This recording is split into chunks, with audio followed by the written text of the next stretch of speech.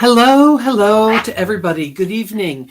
It is Monday night and it is getting a little less frigid in New England, but I would like to first welcome everybody to the live. I'm going to be sending some invitations to people to come up as guests, and I also wanted to extend my apologies to everyone that I had to cancel the other night because of the unexpected passing of one of our YouTubers, Marc. Okay, I'm going to head into the comments section. I have absolutely no idea if anybody is here, but I'm going to put hello.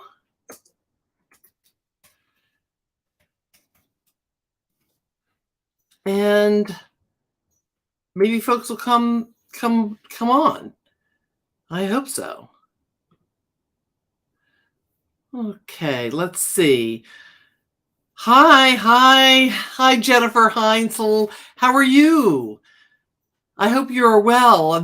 I know I didn't get my advertisement up in time. It's been a crazy couple of days, and I thank you for joining me. Hello. Oh, here for a bit, Fred. That's wonderful. And Halloween. Oh my goodness, we've got lots of people. I don't know how to get. Hello, Evie Marie. I'm trying to get my daughter on, and I've got to send her a link, and I have absolutely no idea how to do so. I'm really hoping. Oh, so my notification is working. Okay, so that's good. All right. Does anybody have an idea how I can send a link to my daughter and to @Cass Thinks? I have no idea. Let me see. Share the screen. No. Good evening, Sundown Farms and Jessie Lynn. I'm really trying to figure out how to send this to somebody. Anybody have any? Like and share. Yes, notifications are working. That is good. But I want to know from you guys if you can help me, since I'm trying to send @Cass Thinks and Shan and Daisy an invite. Oh, you'll send it to Cass, Sifa. Okay, that's good. Hi, Barbie on the West Coast. And then maybe you can ask Cass to send it to Shanna. But there should be a way for me to get this in here. I'm of no help, says this person. I don't either. I really don't either. Can you share or drop? That's what I want to know. This is Jennifer Heinzel. Okay, Jennifer. I can't believe you guys are so kind to come in and then help me here. I drop a link. There should be a way. I'm just looking. Settings, stop, invite. Yes, thank you. Okie dokie. So I will invite my daughter, who will be of help, I'm sure. Okay. I would love if everybody would tell me where they're from if they feel comfortable. I'm in New England in the state of confusion. No, I'm in the state of Connecticut. How about you all? Let's see. I'm going to put the link in here, and maybe somebody can contact Shan at all, and they could just come on up. That would be fabulous. Can you share? Okay. All right. So Evie says she's from Michigan. Oh, we have, South Jersey. I used to live in Jersey until a couple of years ago. South Jersey's really nice. Is it near the shore? Oh, good, Sifa, thank you. We've got Vancouver. Do you know that, Barbie, I have never been to Canada. Oh, Cass says she'll come on momentarily. I want to go sometime. I want to go to Montreal, and yeah, I'm just going to put up what I see here, guys. Oh, a small town in Michigan. That's nice. And you've got somebody from your state there. Let me see. Did I put this one up yet? I don't know, guys. I'm doing the best I can. Got a lot of people from Michigan. That's really interesting. Got Minnesota. Let's see. Oh, okay. Cass said she'll come on momentarily. Okay, that's good. I'm really hoping. Oh, I saw Philly here near Belmar. So I'm in Belmar. Is Belmar? That's not near Delaware, is it? Or is that on the train line out of Philly? I don't know. I know I've heard of Belmar. I've heard of Bryn Mawr. I'm not sure where that is. Oh, Vancouver Island. Oh my goodness. And as I recall, tell me if I'm correct, Barbie. Isn't it on the western portion of Canada, of the continent? Yeah. Okay. Oh, so, there's another Michigander. Oh, I'm just doing this. Oh, Belmar. Yeah. Oh, Belmar. Thank you, Sifa. You guys probably heard from me that I had to cancel the live on Friday night because at Marc, who was a very active participant in the Squirrel Squad, I call them the Squirrel Squad, the Squirrel Girls, the Squirrel Squad with Shanda, Daisy et al., very unexpectedly passed. And it's quite devastating. And ironically, he was on my live last time when I was with Shan and Daisy and Cass Thinks. And I actually made him a mod. And I invited him and I never heard back. And apparently a couple days later, he very unexpectedly passed. And it's very, very sad. Yes, it is very, very sad. I saw, oh, Barbie, you didn't know about that. Well, I'm really hoping Daisy will come on because now Caleb Lee, I'm sorry, I'm like all over the place. Caleb Lee, I invited you to be a mod as well. I don't know if you received my invitation. Oh, here's my daughter. Let me put her up. She's going to help me connect. Sorry, Dorsey. Hold on. Add my daughter. Hi. Hello. Can you lift yourself up a little bit? I'm on my couch. Oh, can you put the thing down then? Yeah, that's better. Now I can see you. Okay, this is my daughter, Dorsey Camila, and she is in Maine in a 4-year nursing program, and I'm tickled to say that she did very well on her first major exam today, which is huge. So, and I'm thanking her so much for all her help. Dorsey, I feel like I'm like, my head is 5 times bigger than your head. How do I make it smaller? I don't know. Okay. Oh, Cass is here. Good. Hi, Cass.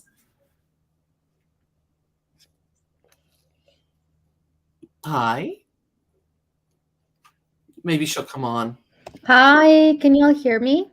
Yes. Hello. How are you? Am I super quiet or super loud? Well, you were super mute until. Oh, how about now? I think it's fine. Dorsey Camila, how does Miss Cass sound? She sounds fun. Okay, awesome. So good to see you, ladies. Good to see everyone in chat. It's really good to see you. Oh, is that the live thing that I put up for folks to?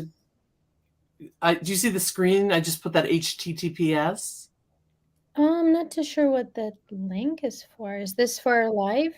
I think so. I think it was to invite Shan to come up. I'm a little out of it here. Yeah, I've sent Shan and Daisy the link, but they're in a tough spot emotionally. We all are. I know. It's really, really difficult.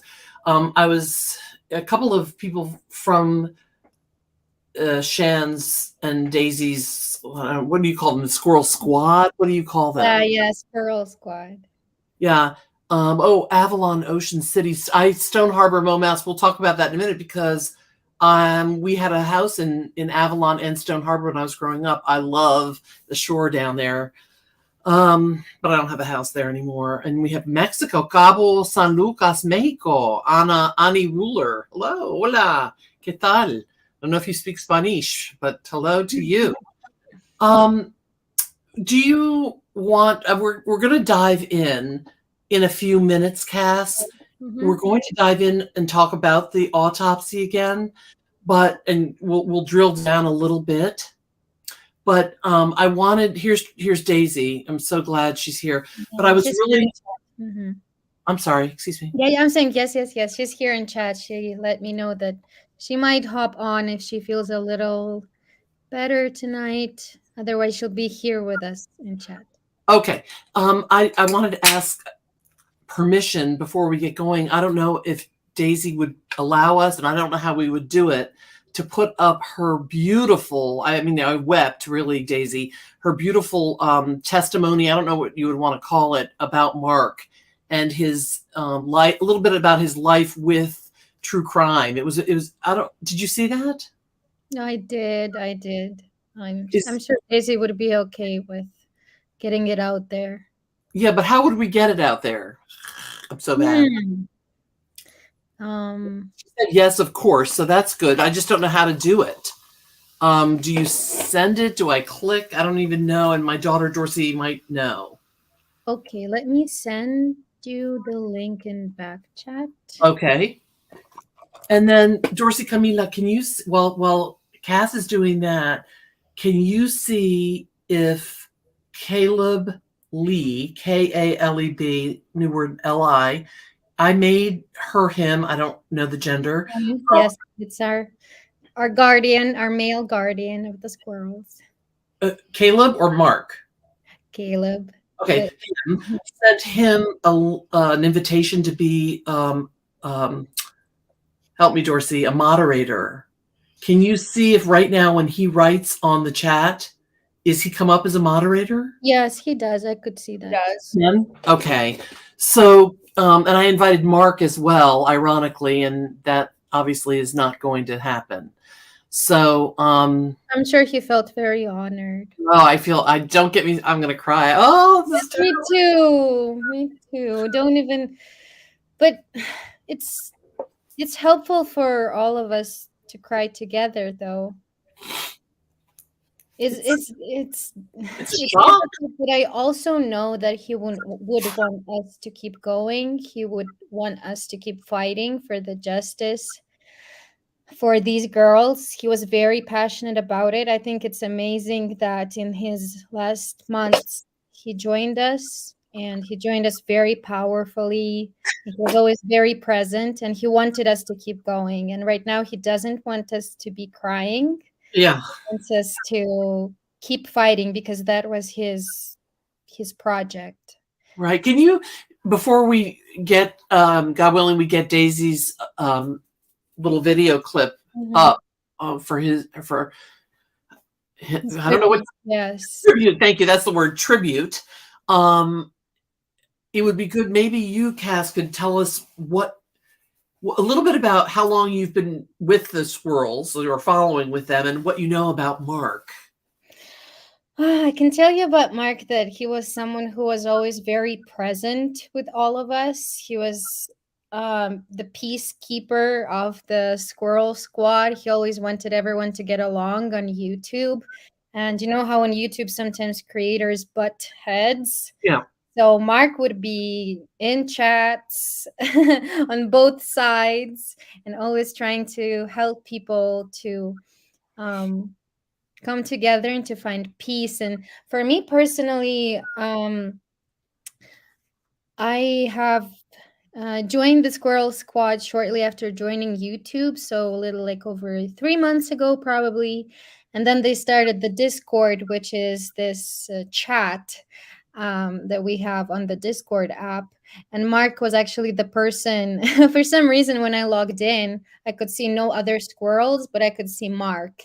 And and I said, "Hey, Marc, you're the only person I know here. What do I do?" And he it was like probably one of his first days on the app as well, but he navigated me around and showed me all the folders and introduced me to the technology, even though he was super new to it as well. Like, he was just so kind and helpful, even in things he might have not known as well himself yet either. He was just always doing his best. Right. I'm sorry if I did something there. Are you still there? Yes, I'm here. I can see and Yeah. hear. No, I mean, I knew him. I knew Marc not very well. Like, I'd never really spoken to him, but every time I would come up on different YouTube channels, like Would Zach always or be other there. ones, he was there. And he always was like a voice of reason Yes. and very calm and very grounded, you know? Absolutely. Yes, that's him 100%. Yeah. So it's just True Crime and Faith says he was on a lot of panels, always getting little nuggets of info for Kylie. Yes. Yes, and right before his passing, he actually started making his own videos, and then Shanda from Squirrels on Fire would help him edit and get those things out, always giving him tribute and credit. And yeah, those videos are posted on Shanda's Squirrels on Fire channel, and Good. it's just Okay, such a blessing that like he got those out like right before he passed away. Yeah, very, very, I don't know. I mean, very not ironic, but just amazing that happened in just the right amount of time that it came, that he was able to participate and then create. It's really amazing. Absolutely. And that's why I'm here, despite all the heaviness and all the pain and grief. I know that's what he would want me to be doing right now. Well, amen. Thank you so much. Appreciate your being here. I just wanted to mention, I'm gonna put it on my community post. My birthday, as you know, Cass, was on Friday night or Friday. I was working all day. I got home and I was going to do the live, but my 45 years old. Yes, 45. I was born in 1979. No, but anyway, 62 and somewhat blue, but hey, it is what it is. But it's a blessing to be alive every single day. That's what I'm going to say. My daughter Francesca, not Dorsey. Dorsey's on here tonight. I don't see her, but she is on. Francesca's my older daughter. She took me out yesterday to one of my favorite little places. It's a very elegant small restaurant that has really nice sort of artisanal, from scratch, nice food. And anyway, to make a long story short, I guess she made a reservation. We had a brunch and it was lovely. And then I went to the restroom real quick and I came back and she said, I'm going to get the check. I said, okay, that's so nice of you. And suddenly there's this happy birthday dessert that's there. And I took a picture of it. Yes. And you're not going to believe I was like, I believe in signs in a way, you know? Mm-hmm. So they put it down and she said, it's creme brulee. And I was like, creme brulee? I said, that is really ironic. And then immediately I thought of Kylie. Yeah. I don't know if you guys remember, maybe nobody else. Anyway, I remember that girl, Kate, her friend, said that she and Kylie had spent the day making creme brulee the day she went missing. Do you guys remember that? Yes, I do. So when it was in front of me, my happy mood was changed for a minute to sad because I thought, oh my God, here's creme brulee. This is what apparently Kylie was making the day she went missing. Yeah. So in that moment, I offered up a prayer, gracias Irene for feliz cumpleaños. I offered up a prayer for Kylie and her family and, just for justice, right? For this beautiful creature, and who didn't deserve what happened to her.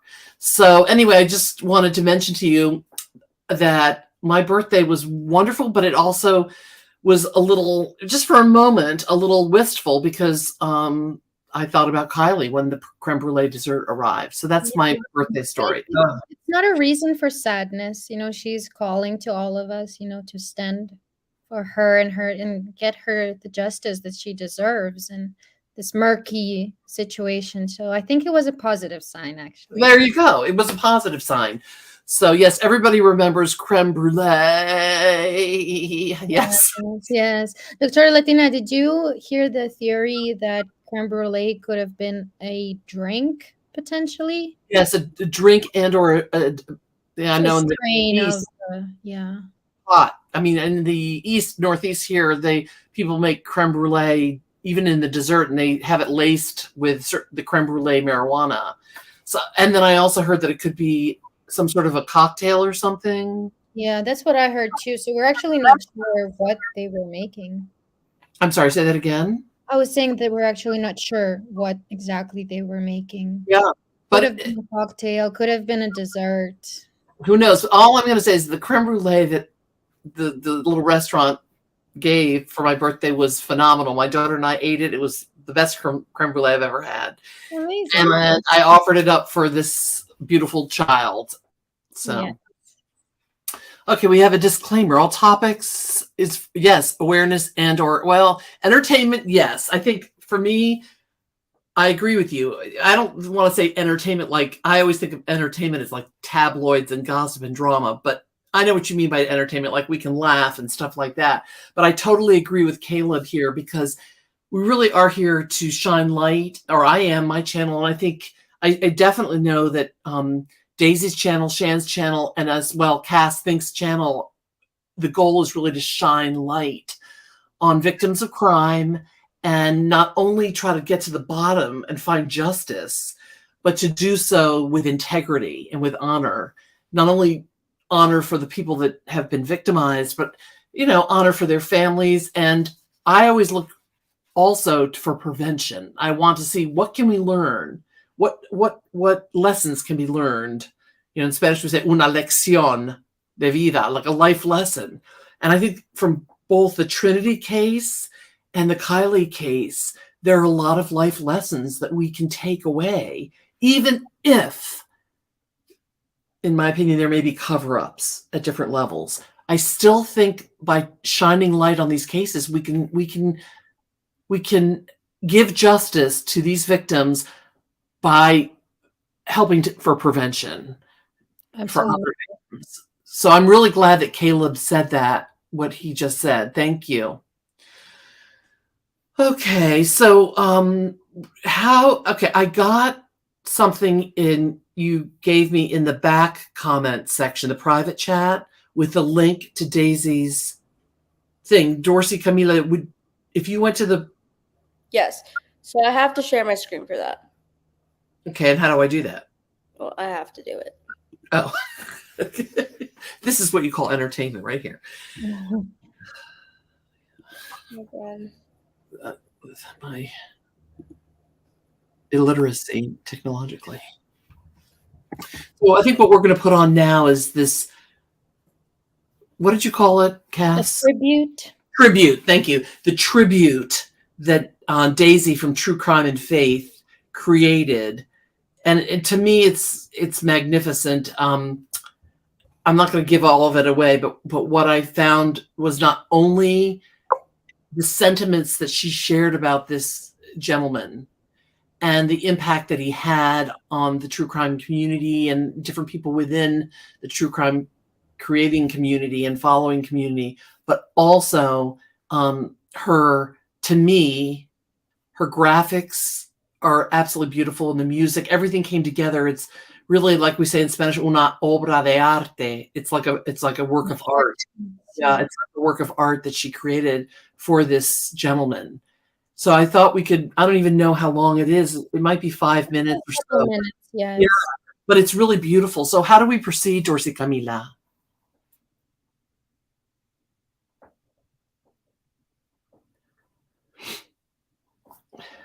Is she with us? Because I can't. Yes, I can see half of her head right now. Okay. Awesome. Just give me 1 second to pull it up real quick. Haven't really used this site before, but give me 1 second to figure it out. Okay. In the meanwhile, if folks want to remember, please, because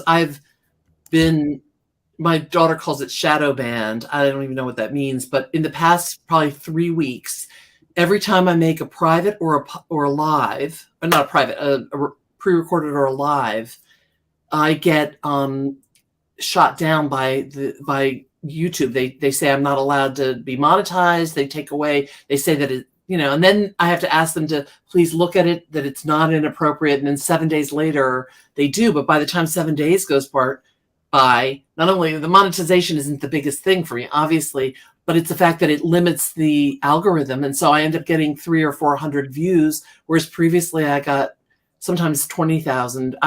It's not about getting 20,000, but to get 300 or 400, I'm really trying to get our voice out. And that includes Cass and Daisy and Shan. So the more that you guys can say you like it or you hate it, thumbs up, thumbs down, subscribe, I think that's going to, God willing, push me out back into the algorithm again. Right now, I feel I've been placed in the corner as a child for no reason, and I'm being sort of castigated. So anything y'all can do to sort of promote the algorithm, I would appreciate. So Dorsey, Camila, can we make Daisy's tribute bigger, or do I put it bigger? I don't. Okay, yes, ma'am. I'll hush. You hear it? Yeah, can you make it louder? Through the fields of our paths, feelings our ways, keeping us close but estranged now. Dreams holding us closer, meadows of our youth, 107 days. How you doing, Daisy? I'm good. How are you? Doing fine. What you cooking? Some grilled chicken, mashed potatoes, and yeah. I appreciate you jumping up here. Well, hold down and I'll shout out the chats to you while you cook. Yeah, I mean, I won't be long. I'll be like 5 to 6 minutes, if that. Maybe not long. I wish I had you as a team member so you could highlight comments, but you can just chat with them. I'll be right back. Well, I would say to hit the like button, but we're doing pretty good. We're way over 50%. Even when we're free, it's true. The difference is the same. The colors always change, but the song is the same now. In June, lifting us higher. Ooh, we can see so clear. Ooh, we can see so clear. Ooh, we can see so clear. Ooh, we can see so clear.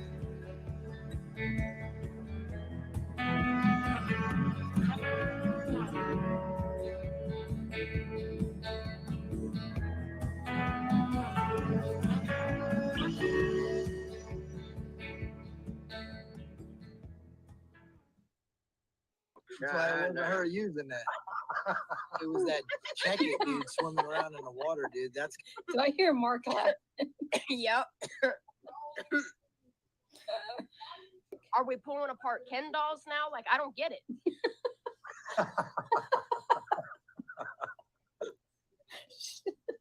Shane, where do you Like, come up with this stuff? Did he get like?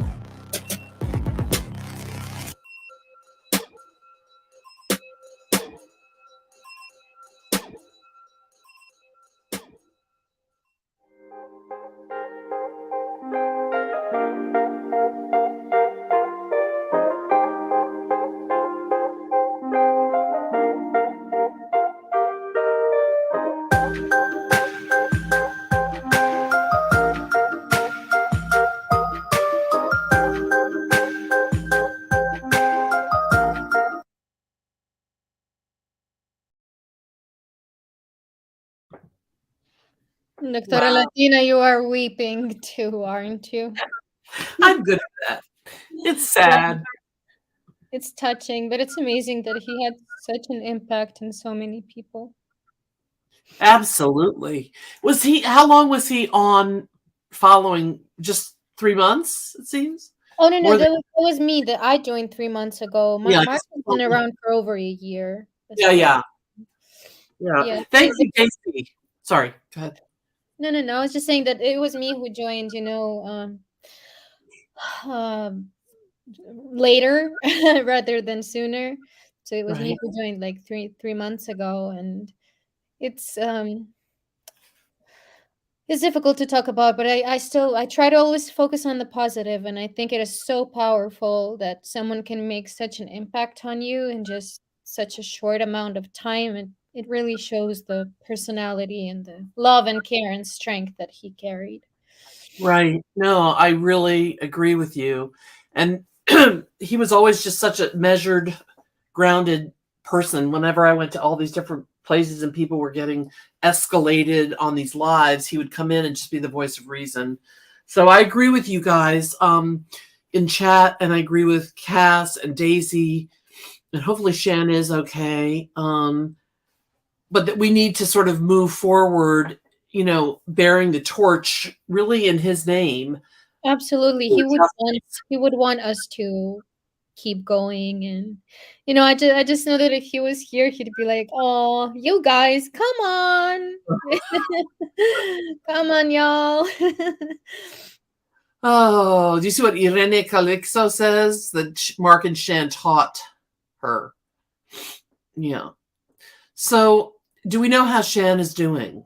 I just exchanged text messages with her earlier. Daisy would probably know more, but I just know that Shan can't really sleep, and it's difficult. Shan is very, very, very loving, so you can imagine the depth of her pain. The deeper we love, The more, we hurt. yeah, the more we hurt. Exactly. Absolutely. Absolutely. Does Daisy want to come up? Daisy, would you like somebody to, let's see. Shan is okay. Oh, good. Okay, so that's good. Daisy, would you like to come up as we begin to segue into, reviewing a little bit more, again, some of the autopsy pieces of Trinity? Daisy has the link. She So does? Okay, so she'll just come if she wishes. yes, I made sure that she has the link, and if she's ready, no pressure. No pressure. Now, I had asked my daughter, and I think I failed to do this before I went on to, because I had the autopsy, all the pages pulled up that I was going to pull, and she was going to be able to go to 1, 2, 3, 4. Look at her, honey. I love you. I love you, honey. Okay, so that's good. There is something that I wanted to discuss as we press forward a little bit with the autopsy piece, not the crime investigation, but I wanted to ask you, do you recall how far we got on part 1 as far as the review of the autopsy of Trinity? Yeah, we got to the bottom of her toxicology. Right. And I did get a very wonderful bunch of blurbs from a gentleman who lives out in Colorado who follows my channel. And I asked him, would he be willing to come up? But I didn't hear back from him. But he had a lot to say about the toxicology.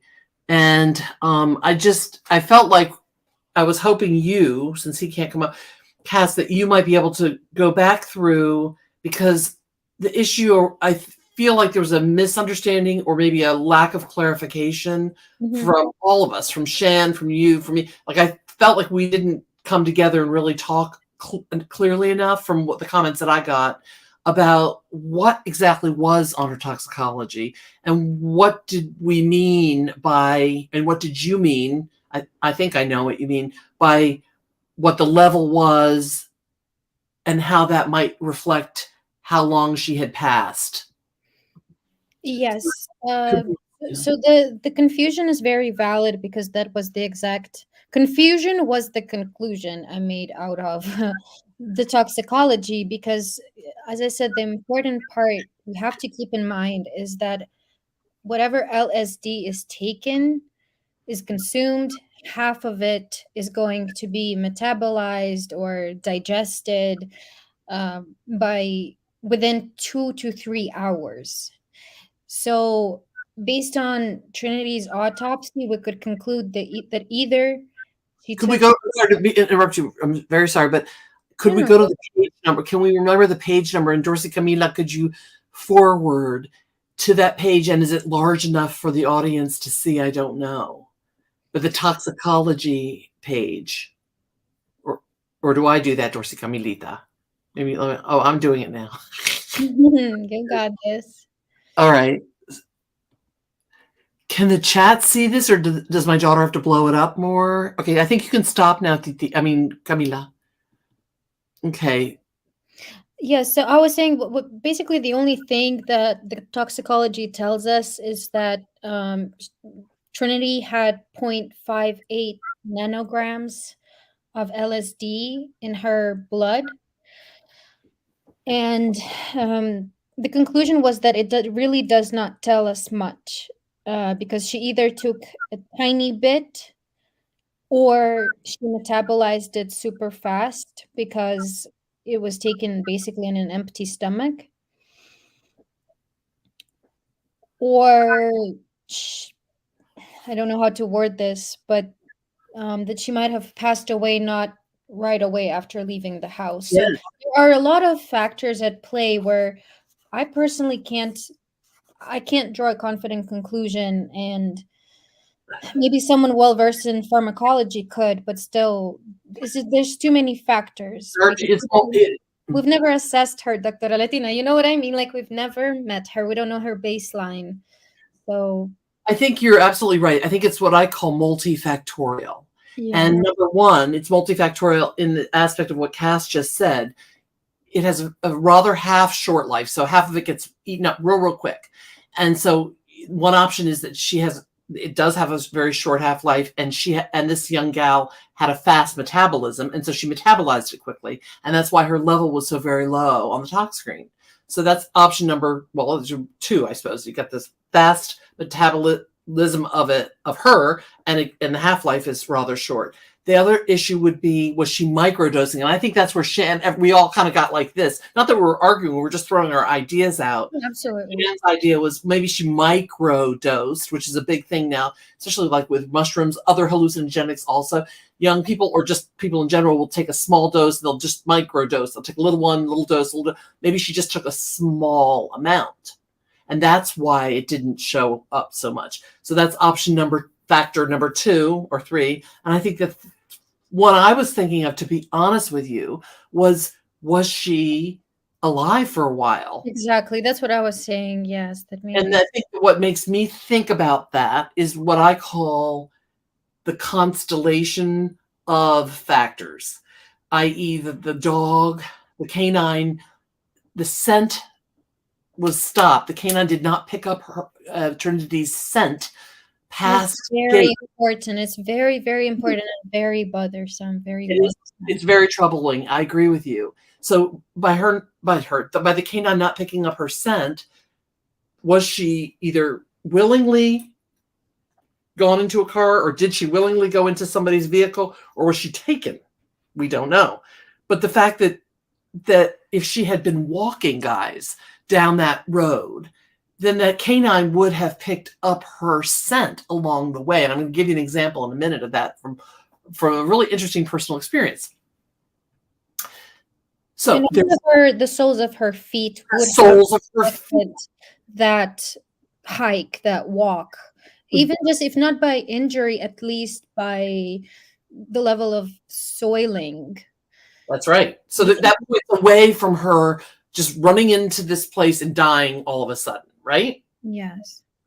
That she may have been picked up. I think the other thing that Shan and Daisy brought up on the map, that's why I was hoping that they could come back up, and maybe they will. And I know you pointed on the map as well that her necklace and I think it was her sweater, were left at different points prior to her deceased body being found at yet another point. And we we could let's go with she had hypothermia, which is exposure from the cold, and people are known just prior to death from hypo and hyperthermia to undress. It's their bodies, but somebody in chat after our live pointed out such a great thing. They don't undo their necklace. A necklace is not something you're going to go for and drop it. I wonder if it was just torn by taking off the sweater potentially, because based of my reading of the autopsy, it sounded like a pretty dainty necklace. Yeah, it could be. But the fact that it was, I mean, generally what we see is we don't see when people disrobe from hypo or hyperthermia. This was 10 minutes prior to her reaching her final location. By foot. Say that again. I was saying that she would have unrobed 10 minutes prior to reaching her final location. Based on the time by foot, right? From on the time by foot. So if I don't know if we can pull up my map, but the two pins, like where like the sweater and the necklace were found, was like a minute away from each other. But then it would have definitely taken at least another 10 minutes, and that's with good terrain. When it is the daylight, probably the night. I don't know if Dorsey Camila, I know we put some of your maps and stuff in a special like feature, like a little document type of thing. I don't know what it's called on my screen. I don't know if Dorsey is able to pick that up. Here we go. I love you, Dorsey. She's to be 20. Oh, yeah. Okay. Yeah, so the map is page number 9 or 10. Okay. Mhm. Can you guide her a little bit? Further.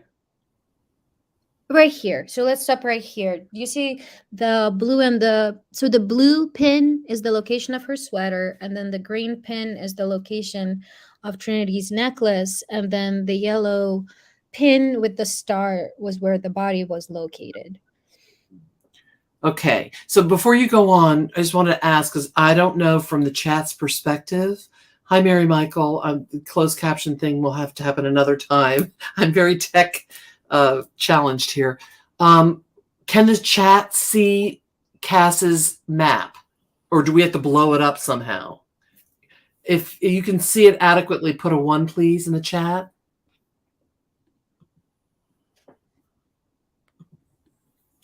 I don't know how to see the chat, but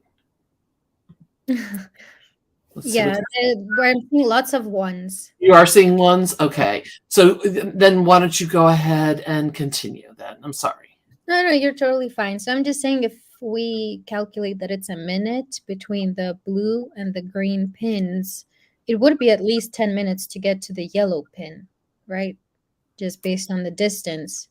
Plus, she would have been traveling through the ravine, which is a very rough terrain.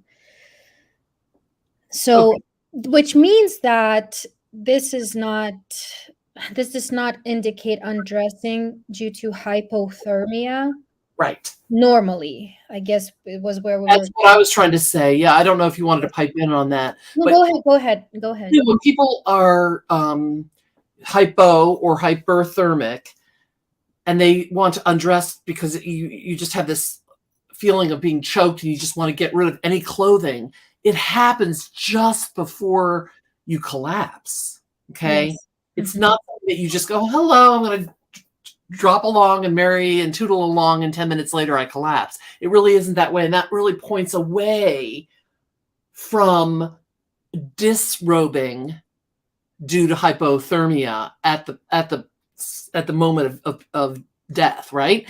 And so now we're going to go back to our original question that I asked and the commenters asked of Cass and us, which is, why was the LSD level so low in her blood? And so we said there were 4 possibilities. One is she was a fast metabolizer.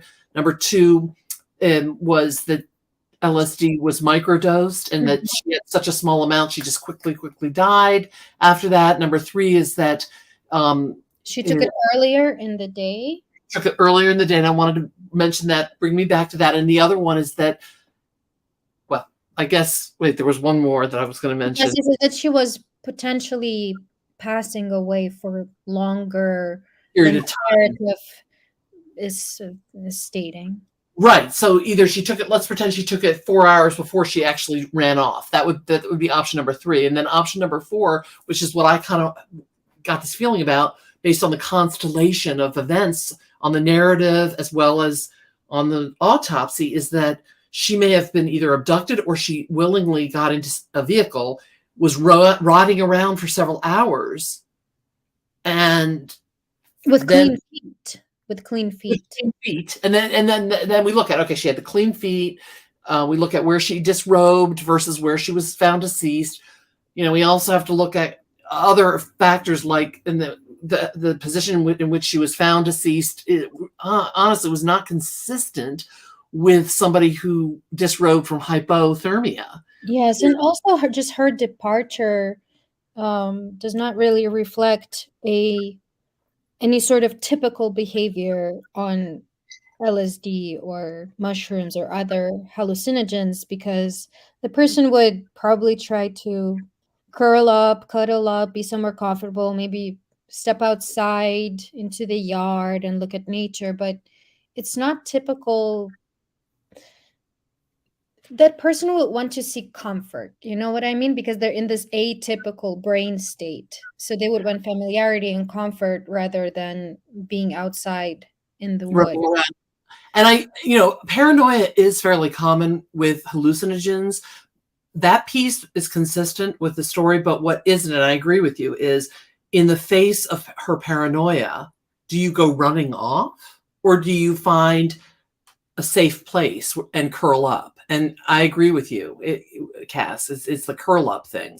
So, there's so many pieces to this story that just simply are not consistent and are discrepant one with the other, including the not aunt, as everybody likes to call the not aunt's narratives, plural. Is that she was the aunt or not aunt was asleep, and no, they were on the porch. No, there were so many different narratives that were given. We really don't know. For all she knows, this girl slipped out hours before, and they don't really know when. Yeah, and even with the maroon robe, because initially we were told that Trinity left wearing that maroon robe, but yet then when Trinity's mom arrived to the non-aunt's house, that robe was exactly what the non-aunt had on her.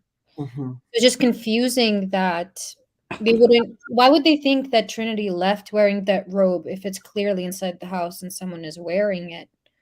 Well, I think this goes back to what Jesse Lynn just said, that, and I noticed this too. I agree with you, Jesse, that these the law enforcement use a euphemism, saying it was an incident. An incident? I mean, this is more than an incident. I think an incident of something like, I got a flat tire. That might be an incident, but having a child go missing and found disrobed and dead, to me, that's way more than just the euphemism and incident. And I do think that in this area of the country, and Shan has talked quite a bit about this. I'm not sure if she's spoken to you about this whole concept of the submarine parent. Yes, I've gotten caught up on that. That it's the opposite of the helicopter parent. And we're going to talk about that in a minute, but I do really see this response by law enforcement.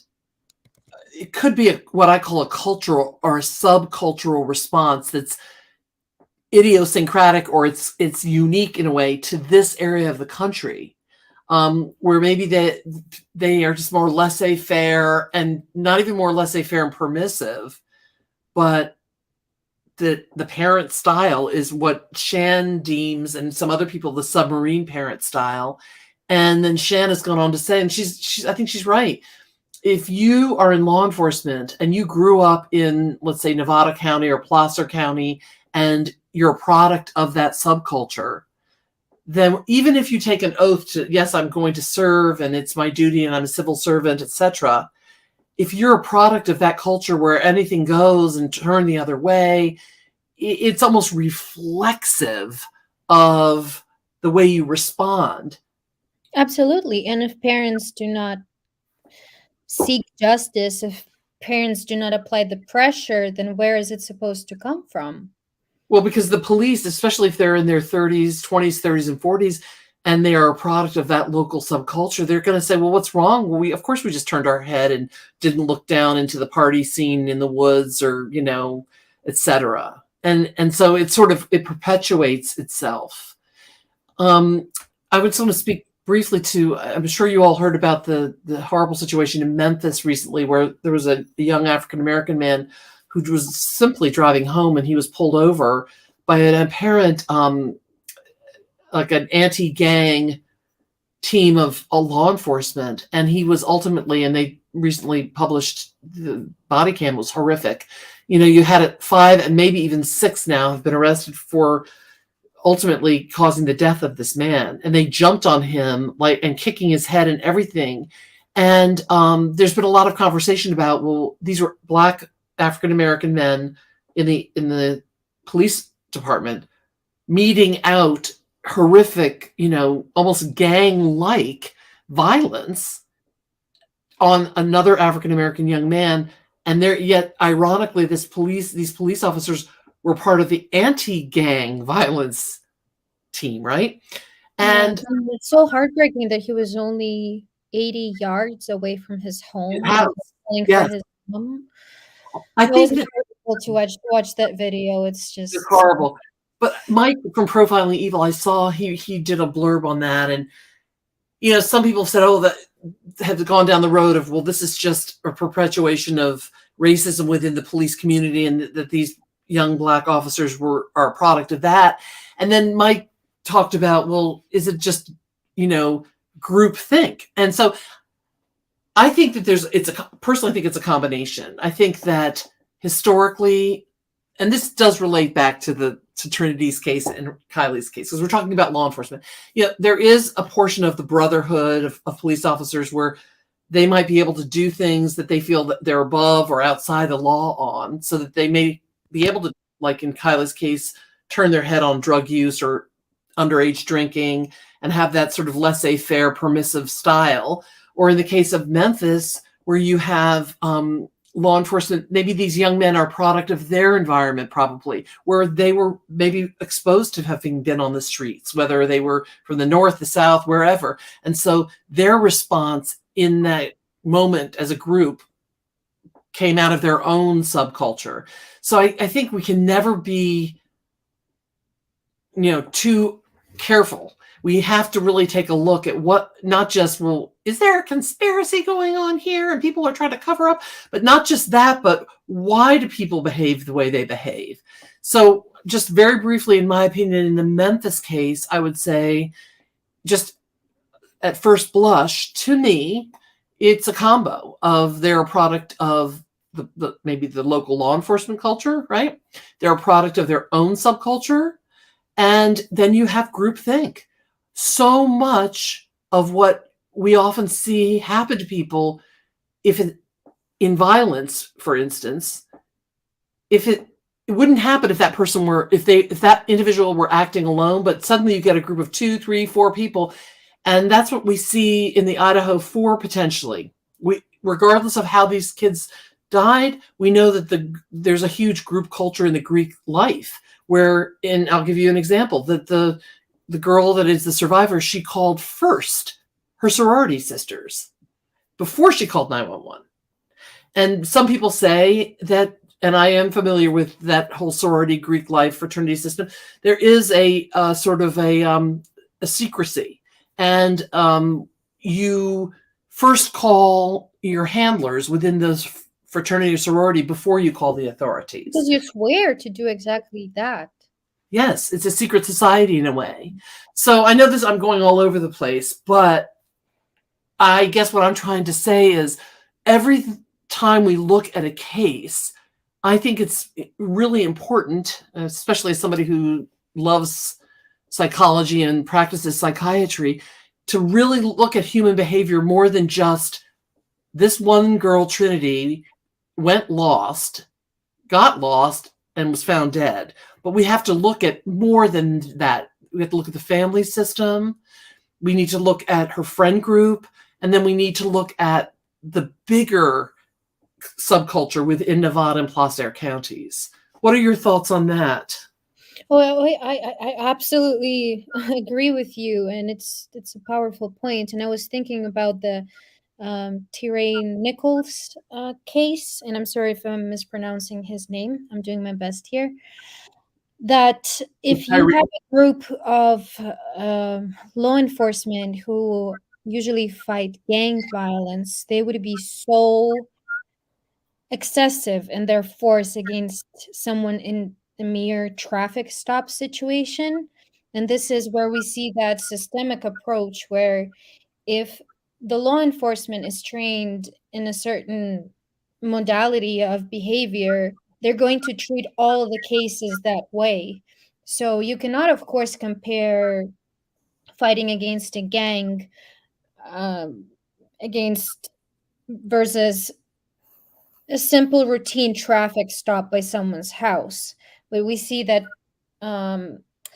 that style of behavior reflected in that situation. And I feel like it's the same here in Placer County, like in this case we're looking at, that if the law enforcement is used to taking things lightly and not addressing them unless the family applies pressure or unless the community applies pressure, then we're going to see that pattern in these very, very sensitive and disturbing cases of the teen girls going missing.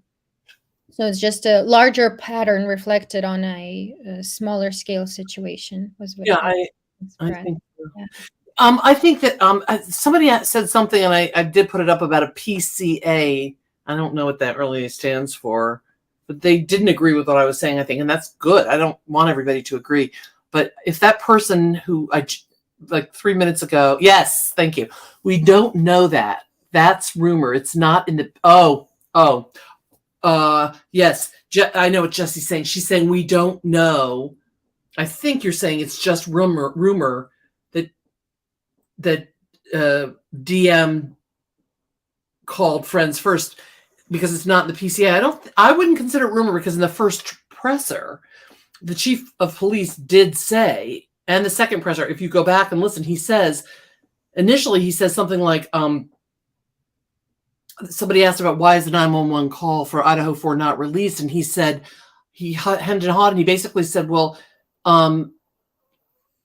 they called other friends. That was the word, which I thought was so interesting. They called other friends. It made me wonder, do they have other friends in the house first? But anyway, the survivors called other friends to the scene first, and one of those then called 911. So we do know that the survivors in the Idaho 4 there was a huge delay in their calling.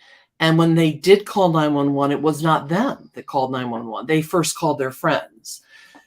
And then in Reddit in the past couple of days, apparently well vetted, is the sister-in-law of Ethan Chapin, who has made comments that apparently have been well vetted in Reddit, saying that they called the sorority sisters and Ethan's brother to come over from the fraternity.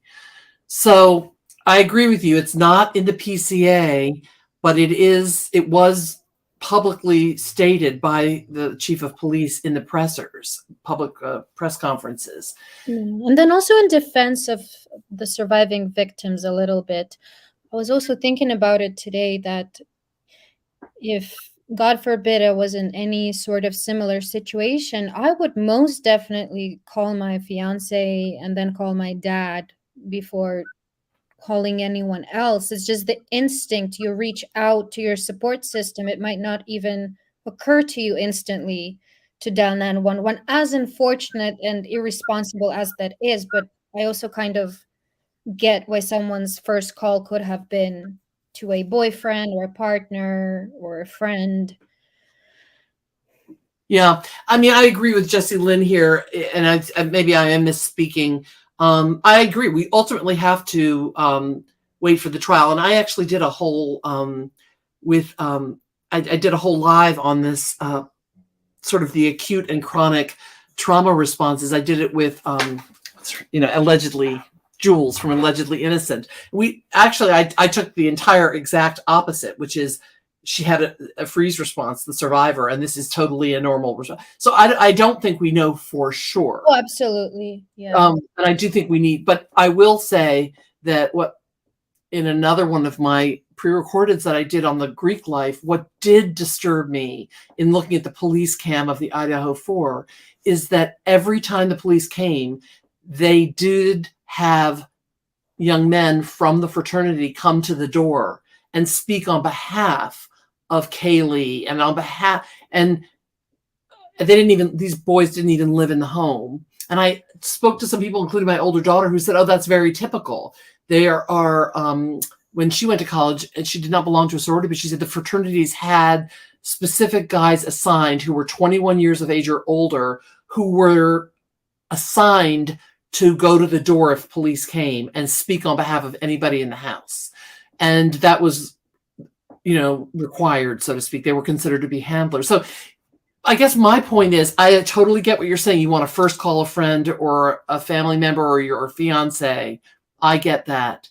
But I think in just looking at different subcultures, when kids are told first call your handler, then call police, if that really is something that goes on, which it does go on at many, many fraternity stories, that's something that I think begs a look at long term. Another systemic issue that we have, that this culture of secrecy on college campuses, which is, from the outside looking in, it seems unnecessary, because why would you push away law enforcement and all the help that you can get in an absolutely horrific situation like that?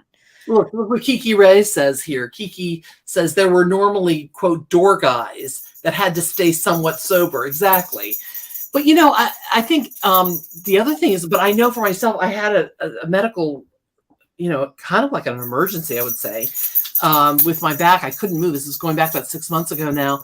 And I was in the worst pain I think I've ever had. And my two daughters were there, and I was screaming in pain. It was coming and going, and it went on for several hours. Okay. I mean, it was bad. So finally it got so bad.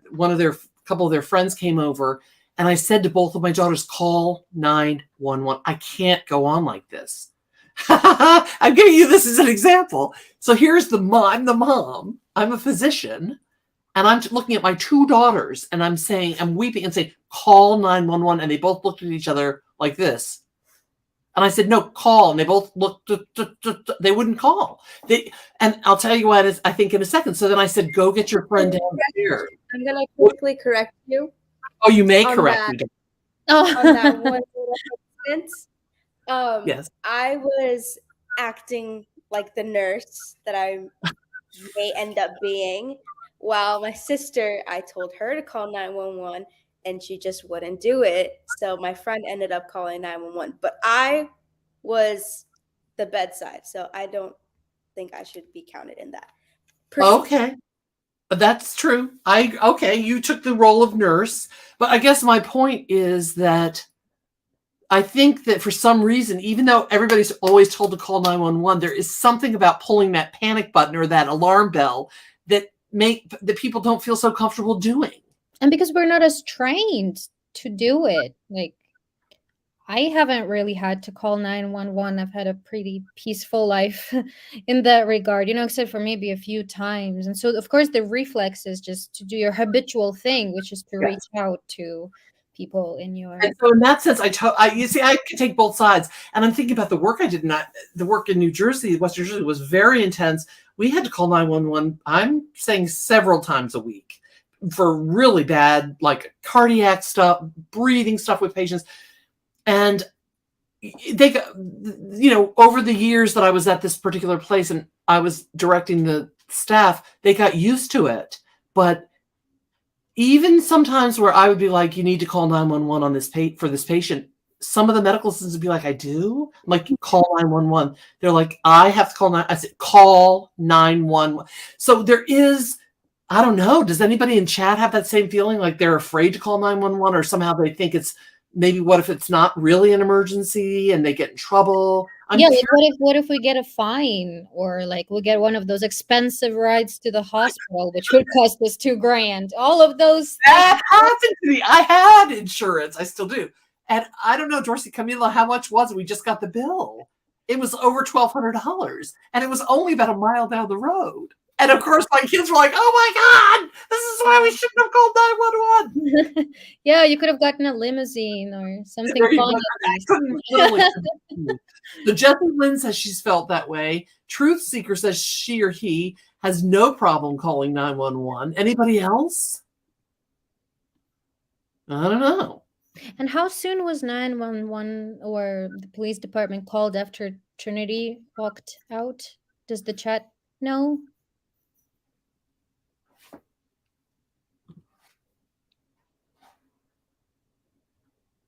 I'm waiting. Yes, me too, because I think that Trinity was not reported missing until the next. I feel like it was beyond midnight. That's what I felt like originally that I read, but I could be wrong. All right. I know this is my ADHD speaking. All right, let's keep going. Maybe, hopefully So sorry. Let's keep going. But I think it's important to talk about the different factors here. Okay, so now I'm going to go back to add this to the stream. All right. Is there anything more that you wanted to say about the talk screen? Why I stopped trying to calculate back to the original dosing or the time of the dosing was because I realized that Trinity could have microdosed and have had an atypical reaction to the medication. She could have been super sensitive. She could have been super sensitive to it on that day. That was why I held off on jumping to any conclusions in regards to her toxicology, because it honestly doesn't matter that much. She could have taken a huge dose and metabolized it faster, microdose and hyperreacted to it.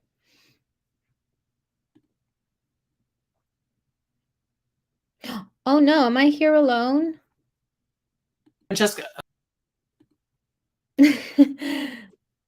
Uh-oh. Doctora Latina is hopping in and out. Are you here? What's the problem? Are you back? Can you hear me? You should be on. I can see and hear you. You can? Yes. Okay. Okay. All right. So I was just summing it up to say that actually the dosage does not matter as much, because Trinity could have microdosed and had an extra sensitive reaction to the medication or the drug, or taken a big dose and metabolized it super rapidly. We don't know the baseline, so that's why it's hard to judge, and it doesn't tell us much really.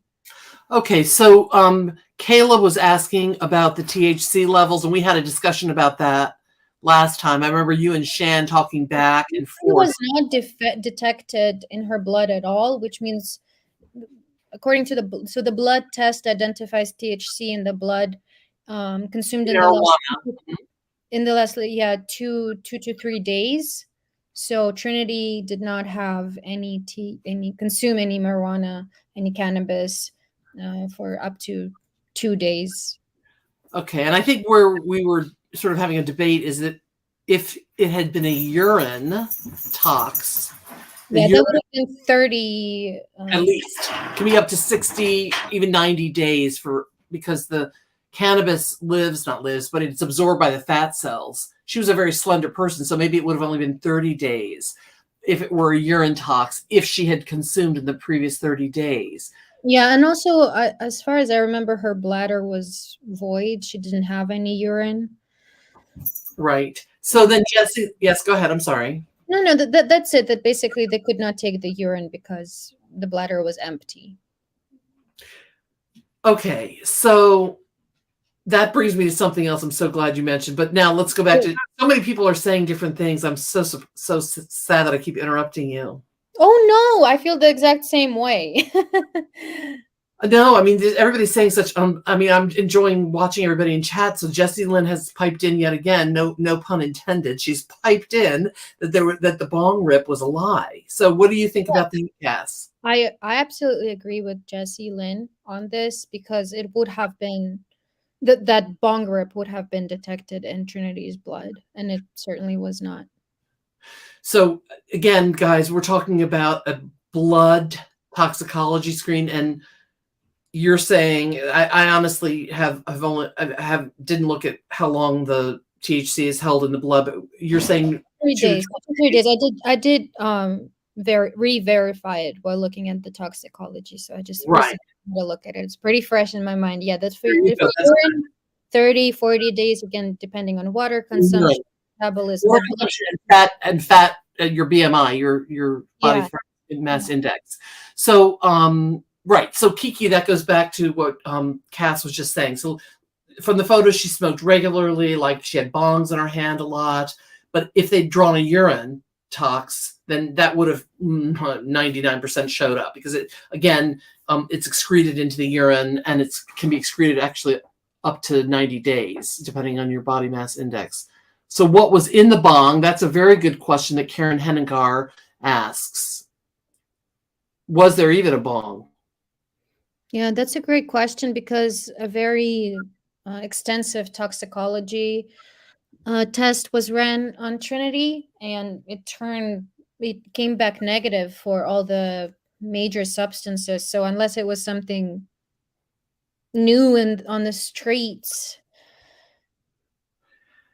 My only thing is that I found difficult with the NMS, and I'm interested, maybe I'll call them, is if you look at their fine print on these tox screens, you know, they check something like 172, something like this.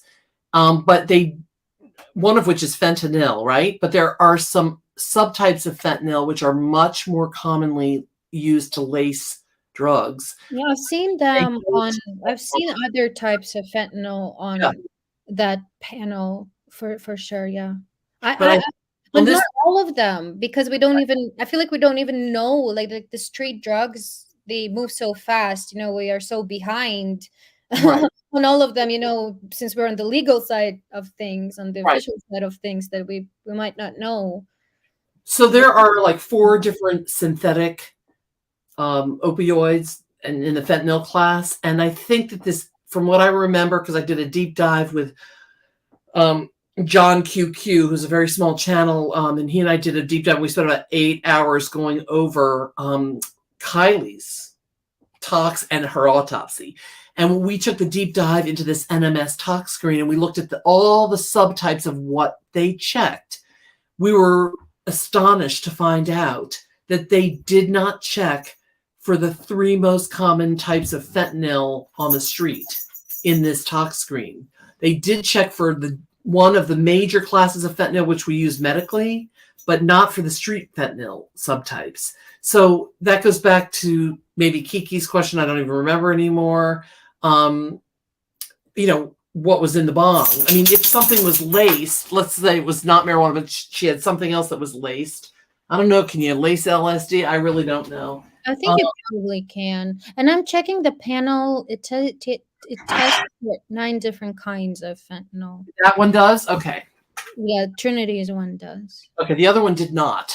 Yeah, but also, you know, why I'm not as concerned about fentanyl is that it's just, honestly, Trinity's passing away does not look like an overdose. No, I agree with you. I totally agree.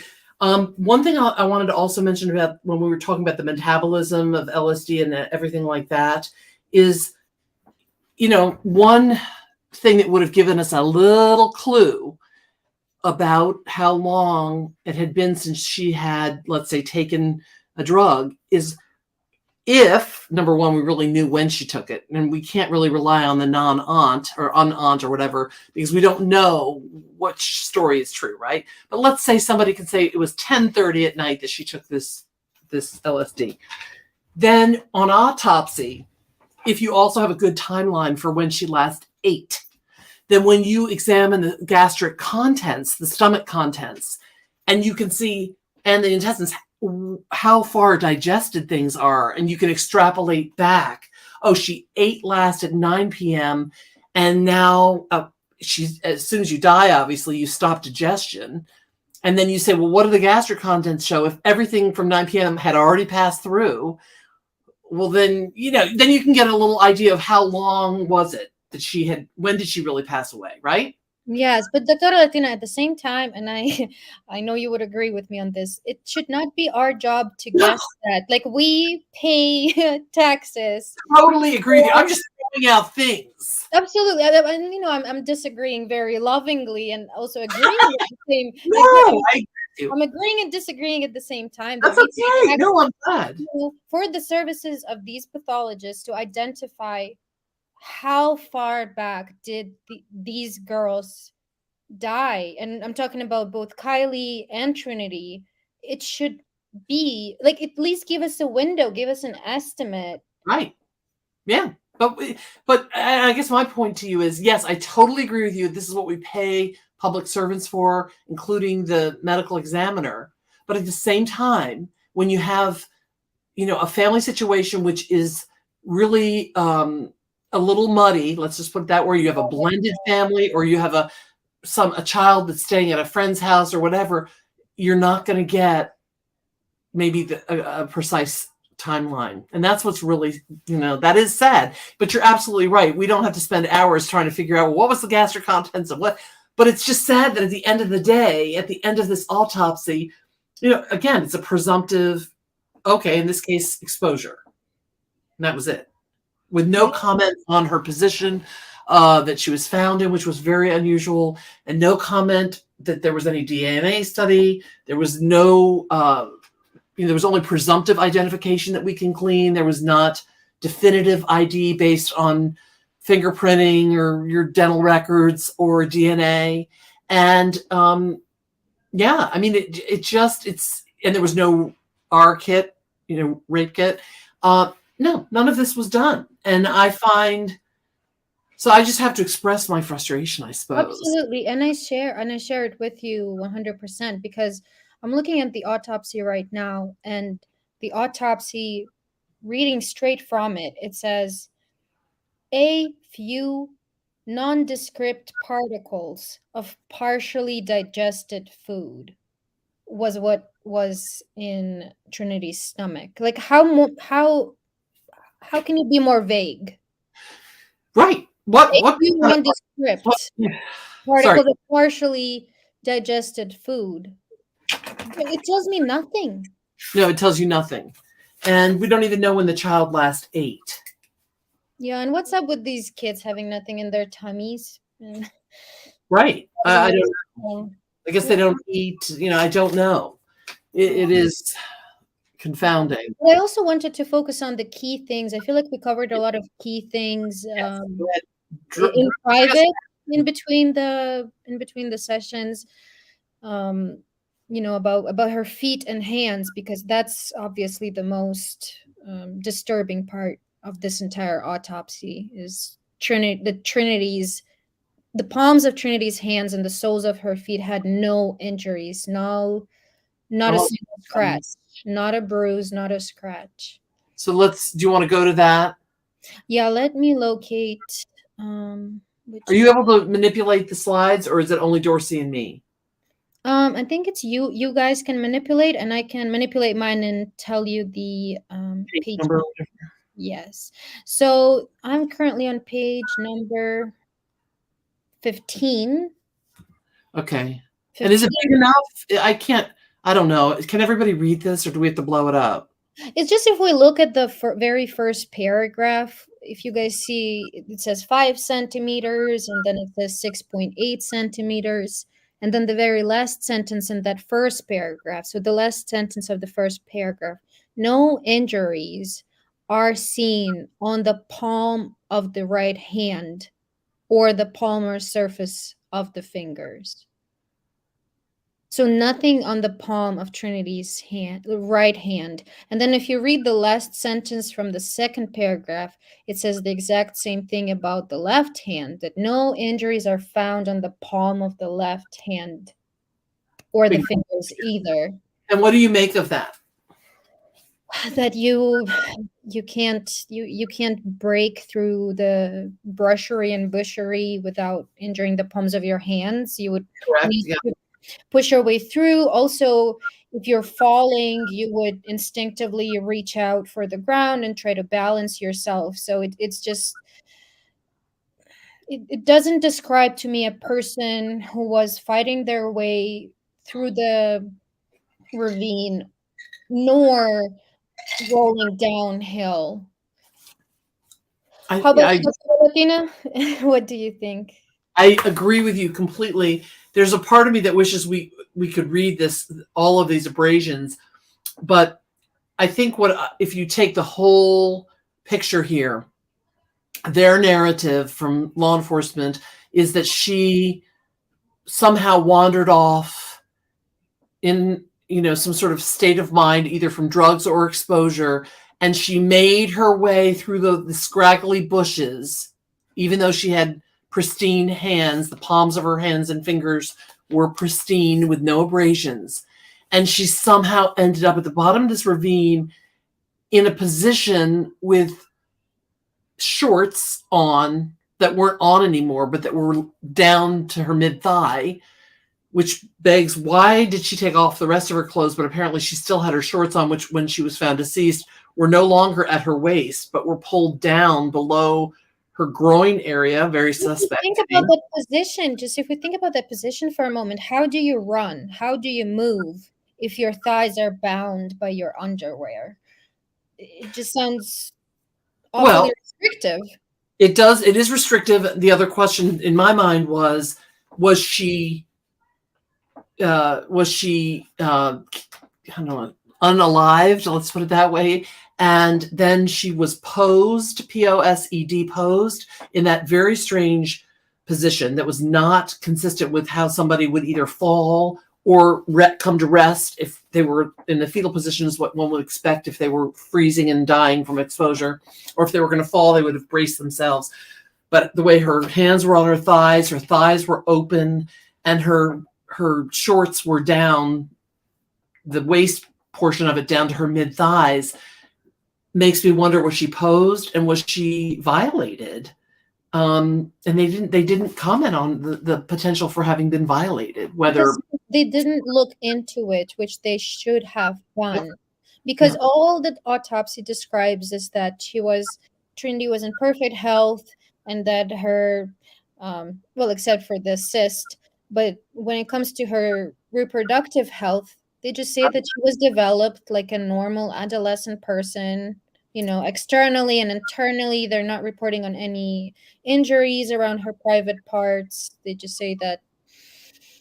Yeah, so what they did is they talked about the external, right, and said it's a normal developed adolescent externally, and then they did the internal. They didn't do as well. Like they did look at way internal inside the pelvis, but they didn't do the internal, like the vaginal exam. They didn't comment on the cervix, where there are lacerations, contusions. There was so much that they did not comment in that one area, which is uber important. And yet they spent over an entire page, if you look on this page that you have up here, from line 125 to 164, describing every nook and cranny, every scratch, abrasion on her finger, the right thumb, how long it was, all detailed.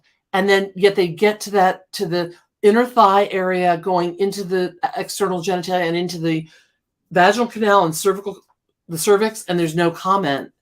It, to me, is, as a physician, it's and as a parent, I'd be like, you need to go back and check. I'm very surprised. Yeah, the swab should have been taken, and then if there were no abrasions and no injuries, I would have definitely put that on the autopsy just for the clarity of the picture and of the situation. The autopsy just doesn't go into it. It just says that the surfaces of her cervix and uterus are smooth. Did they say the cervix? I didn't see that. It's the lesson 245, line 245. The cervix has a smooth external surface with a small circular opening. Okay. Right, but did they comment on the vaginal mucosa? I don't think so. I could be wrong. No, you're not wrong at all. It says the internal genitalia are normally developed adolescent female, and then they jump straight to her ovaries and uterus.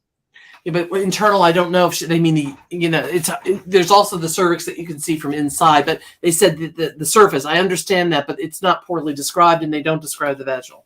Yeah, they say the internal genitalia are normally developed adolescent female, which is, why would you even lump that up?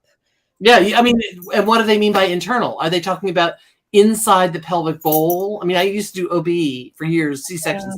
Yeah. That you can describe even the cervix, which is a muscle, from within, or you can describe it from an external exam. So anyway, my point to you is this is poorly. Maybe they did all of it, but it's not well documented. So if it's not documented at all, it's not redacted and it's not documented. So they might have as well not done it at all. Somebody said, did Amy know something? Are they talking about me, Drew? Are you talking about me, Amy? Oh, no. She's talking Amy Wayne Morris. Oh, yeah. That case is heartbreaking as well. Yeah, that is we really should look into that. Yes, that is a heartbreaking. That's another autopsy I want to see. That's another autopsy I want to see. And if it has the same signature, I already know how I'm going to feel about it. I know. And I think, thank you, Caleb. Caleb is an excellent moderator. Yeah. Thank you That's why we recommended him so hard. That's good.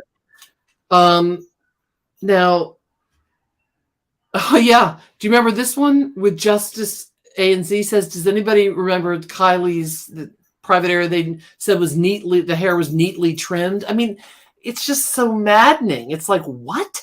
In that one, Kylie's, they focused almost too much on that area. And in this one, they clearly didn't focus enough. Yeah, I agree. It is, very troubling. That's all I'm going to say.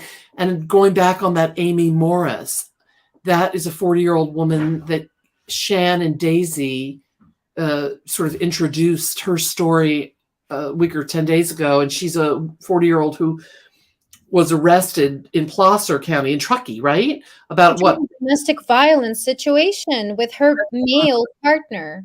Brand new male partner who moved in. Suddenly there's some domestic violence stuff. The police come and they actually arrested this woman, Amy, even though the boyfriend also admitted to battering her, left her minor children in the new boyfriend's custody or care, which is illegal. And now this man, who is essentially a stranger, has the children, and the family of Amy can't even get to the children. So this is another case that I think we really need to look into, right? Yeah, absolutely. And while the person is in jail, while they're imprisoned, their safety and their health is the responsibility of the facility. Like, was she left there alone for 3 days straight? Did she not have access to her medications? We know nothing. What happened to her? Yeah, the jail is supposed to be one of the safest, place for someone who was arrested for if you're a female in a domestic violence situation, it's supposed to be a safe place, right? Not a place you go to die. Yeah, it's very disconcerting and it's very strange story. It's very, as Annie Ruler just said, it's strange AF. What did I just do? I don't know where she said this, but I saw you. Yeah, it is very strange. It is very suspicious. Is there anything more? I know we're sort of jumping from topic to topic, and it's my ADHD fault. But there is so much. Each of these stories is so rich with information. Cass, is there anything more in this particular story? I know that Daisy and Shanna, but I really don't want to talk about what they surmise. Next time, they'll be here next time. Yeah, there's more to talk about. Some of the want to be fully present, obviously. And I was just wondering, can we zoom in to the pages that we're looking at right now? Yes. Is that a Zoom or no? Did that help or no? No, it didn't change anything. All right, full screen layout. Camilita, Francesca. Sorry, let me just put myself on mute while I scream. Or if the girls could just pull up the final page of my presentation. That's just what I wanted to look at really briefly.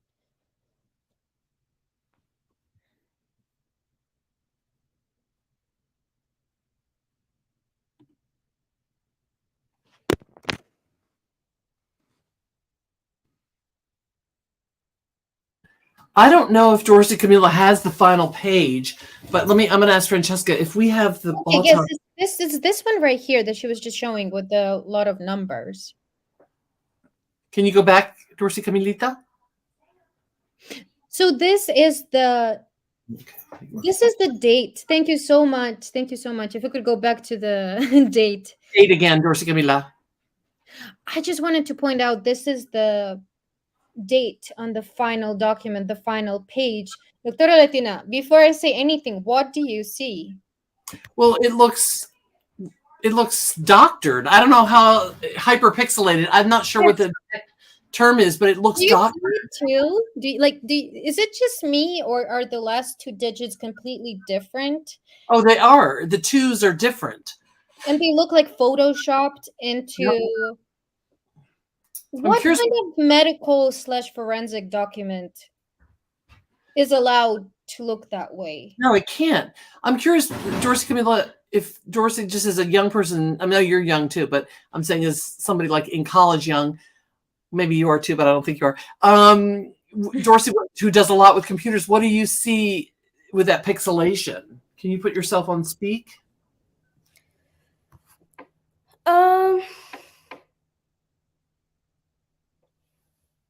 Give me a second to analyze it. I wasn't really paying attention. Sorry. Take your time. It's an interesting one. So because I do this a lot, not a lot, but like if I have to if I have to correct something on a PDF that I've already like photocopied, it's really easy to copy and paste like the background of the PDF, white something out, and then use one of the like marker tools on your computer to write in, and it definitely looks like the slashes and the 21 is handwritten in the first two at the beginning of 2022. But the end, if you look closely, you can kind of see where there's a difference between the solid white and the pixelization. If it was an actual PDF, it would be completely like a little blurry and pixelized. But the fact that it's not with the 12 and the 2, that means someone definitely went in there and edited it. Okay, so we are seeing digital whiteout. We're seeing whiteout in the beginning of the document, and we're seeing whiteout on the last page. Thank you so much, Dorsey. You summed it up perfectly. Doctora Latina, you are muted. I feel like such an ancient woman. Okay. You're fine. You're fine. This is our date. And Doctora Latina, would you say that you can white out dates on a medical like in your practice? Is that allowed? I can speak of the. See, I don't know. Do they print it? I don't know. Not sure what Dorsey Camilla was saying. Like you go in and you make a copy. I'd like you to go over that in a minute. But the old-fashioned, what I call snail mail, paper trail kind of thing, you can white it out with that old-fashioned whiteout, but it is considered illegal. It's illegal. You have to. Let's pretend the person it really wasn't the 21st. They did this. Let's say pretend they made a mistake and they put down the 19th and it was really the 21st. What they would have had to have done is put a line all the way through that entire date. Then on top of that, you put error in your own writing. And then I put like ARS, my little SIG, in a circle. And then to the right of the whole thing, by hand, you're supposed to put the correction. Punto final. I mean, that's the standard. Absolutely. Otherwise, it's considered an invalid document, both medically, like to send out to anybody, right? Because let's pretend I sent this to a school. Let's pretend believe me, I've had kids do this. Haha, that's why we make copies of everything. When you write a note that says Jody Schmody is excused from school. And during COVID, I actually had a patient who was actually an adult who, oh, wait, and you think it's funny, but listen, man, you know what they did? I excused them for 3 days. Well, they changed it to 3 months. And they took that date and they whited it out. And instead of saying from 12 such and let's say from 12, let's say from from whatever, 8 or 12, 21, 22 to 12, 24, 22. They changed that was an easy one. And that they was went an easy one. or from 3 whatever to 3 whatever, and suddenly it was from 3 to 8. It was at least 3 months. I couldn't believe it. And the place of their work sent me this document that I had written. But see, I've been, this wasn't my first rodeo. So of course I make copies of everything I write, even if it's old-fashioned snail mail. And I had copies. I said, this was a 3-day, not a 3-month excuse. So my point is, and the person lost their job, obviously, because you're doctoring, because what we signed is a legal document. It may not be legal. We're not talking about forensic in court, whereas this is forensic. That's a whole nother level. But I'm saying to you guys, even if this were a work excuse and somebody has clearly doctored my work excuse that I've given them, it is a legal document. That is a crime. It's a crime. Yeah. So now let's go forensics. This is doctored. This is the word we use, right? Yes, and it's like we are being gaslit or gaslighted to believe that this is acceptable when it should never be. Like it wouldn't be accepted on a check. It wouldn't be accepted in a medical situation, in a court type of situation.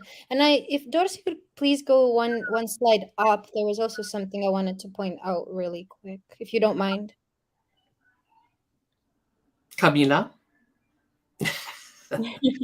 Yes, right here. Do I blow this up or is it blown up? Yes. I just wanted to ask your opinion. So we look at this page, and this is just the conclusion of the autopsy. Right. Finding the cause of death to be A, probable hypothermia, B, prolonged environmental exposure, which is like the same thing in this case, and then D, recent LSD consumption. So do you personally see any pointers in this autopsy leading to this conclusion? Okay, that's a really, really good question. Because everything that first of all, they didn't even take a temperature at the scene, by the way. I mean, the coroner, who is different from the medical examiner, I mean, standard best care practices or whatever, they're supposed to carry a thermometer, on them, because it could have given you an idea of how long she'd been out there. What if she were really only 95 degrees, right? Yeah. It's 30 degrees out. Then that would have said, my God, this happened within a couple of hours ago. But what if she were down to 30 degrees? I mean, we have no idea what her temperature was. So how can they so of course I'm going to say, how could you say she was hypothermic, right? Mm-hmm. Yeah. I'm sure she was. Anybody who's been sitting out could be hypothermic by 1 degree. What were they basing that on? So there were, we have to find objective things to make a determination in a medical exam or an autopsy. So objectively, we have no vital signs that would point to hypothermia, i.e., we have no temperature on her that I could see, unless y'all can see one. Number two, no, there was no temperature taken at any point. And then number two, were there other findings of prolonged environmental exposure? I mean, was there any early frostbite? Was there any? Well, there was just some light ant activity on the right side of her face. But that doesn't mean it was hypothermia. Exactly. That was the only thing that showed us that she wasn't kept in a place. A place and then dumped or something. Yes, but there's nothing that really points to that. Yes, and what I'm asking is because to me personally, this page just stands out in a way that how do you process 39 pages, like 20 pages of information and come to this unexpected conclusion? Like, what is it based off of? I think it's a conclusion, like what I say, a conclusion of exclusion. They they could not find anything that would have, like, i.e., they went through, like, there was no evidence of strangulation or compression of her airway. There was no huge bleed or trauma or gunshot wound. So they went through all the possibilities. She wasn't found in the water, so they couldn't say it was a presumed drowning. So this is what I would again call, and I'm not saying it's really wrong to say that. It's just circumstantial. It's not founded in evidence. It's unfounded in reality, right? Facts, yes. So at least they present in this document. Say again. At least the facts that they present in this document. Like maybe it is a valid statement, just not as a conclusion of this particular document, because they give no evidence supporting this claim. Right. And so, I think so that's why they put probable. I think that the difference between an autopsy results, and I'll give you some examples in a second, versus when we write something in a medical chart, right? And we write a diagnosis, I suppose people do, but when I train the residents and the medical student, everybody, I always say we put down a diagnosis, 1, 2, and 3, let's say. And then, so let's pretend I had a kid come in one time that was hypothermic. She got lost in a snowstorm. This is going back 25 years ago. It was awful. She came in with early frostbite. She was confused, the whole 9 yards. Her temperature was low, whatever. She survived. Somebody found her and they brought her to my office. It's just unbelievable.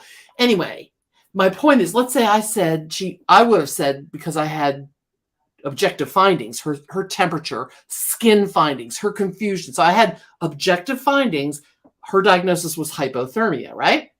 But then in medical thing, we have a diagnosis and a plan, or what we call an impression and a plan. So let's say as a physician, I thought, God, it might be hypothermia. So sometimes we will put, I'm going to give this as an example, probable hypothermia. But then under your plan, you have to have a narrative that it doesn't have to be a long narrative, but it has to be enough so that somebody outside your chart who never met you or never met the patient could say, oh, I see why she came to that conclusion. So in this case, I'm giving you an example. If this were a medical document, not an autopsy document, and I came up with probable hypothermia, I might say something like, although I have no objective findings, i.e. temperature, frostbite, blah, blah, blah, whatever it is, that confirm this diagnosis, the fact that she was found this, and this, after this many hours, whatever, leads me to make a presumptive diagnosis of hypothermia as the cause of death. You see what I'm saying? You have to summarize it.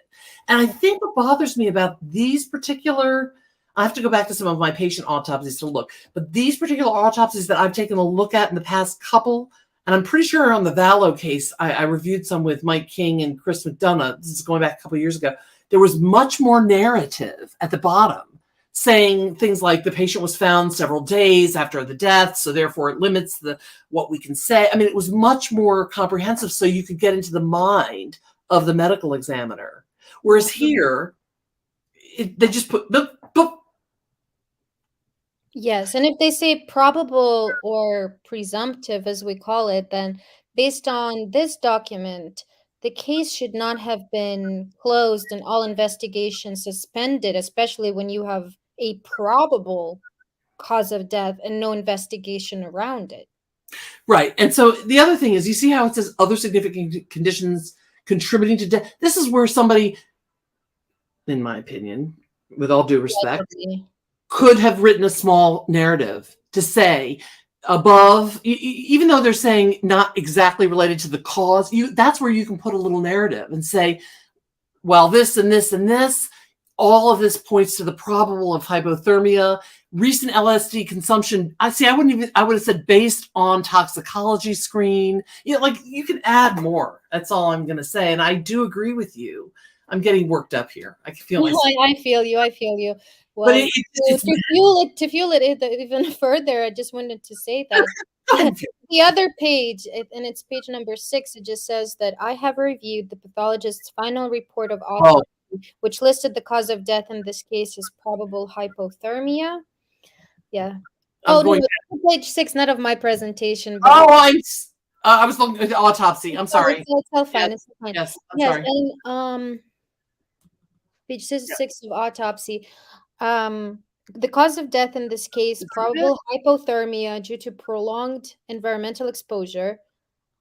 Wait a The minute. manner of death has been determined accidental. This case will be closed. Where do you see that? I'm sorry. Page. It tells me Hmm. right before, right there. You're right there. The last 3 sentences. Okay, go ahead. Can you reread that for everybody? Absolutely, yes. So do you see Trinity's name on the 3rd line? Remains of Trinity Yep. Rose Backus. Well, going from there, I have reviewed the pathologist's final report of autopsy, which listed the cause of death in this case as probable hypothermia due to prolonged environmental exposure. Other significant contributing conditions were listed as recent LSD consumption. The manner of death in this case has been determined to be accidental.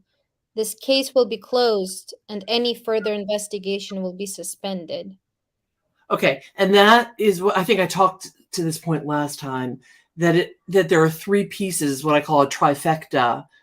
The trifecta of a criminal investigation of a death are 3 things. One is the coroner / crime scene report, okay, which is how the person was found, etc., which they didn't even comment here, right? The autopsy, and the third one is all the supportive narrative, i.e. the family report, the friend report, any forensic data like telephone, cellular, etc. So for this person who is the coroner to say, or who is this the coroner who wrote this? This is the narrative by Surgeon Jason Blinkenbeard, the incident report. Mm-hmm. So in a correct, in my opinion, and what I have been told and schooled on by folks like Chris McDonough and Profiling Evil Mike King, is that a group of people from law enforcement is supposed to meet and together after you get an autopsy, and they come together and they say, let's go over the trifecta. Let's look at the results of the autopsy and let's compare that with any consistencies or inconsistencies with the crime scene proper and with the investigation. But they didn't do that. What this guy is basically saying is, I'm taking the autopsy at face value and I'm not looking into anything else, and I'm saying it's accidental and we're closing the case. That isn't the way it's supposed to be done. Yeah, especially when you find a body laying in a very atypical position for a natural death. I kind of want to go over that briefly one more time, that Trinity's hands were on her hips.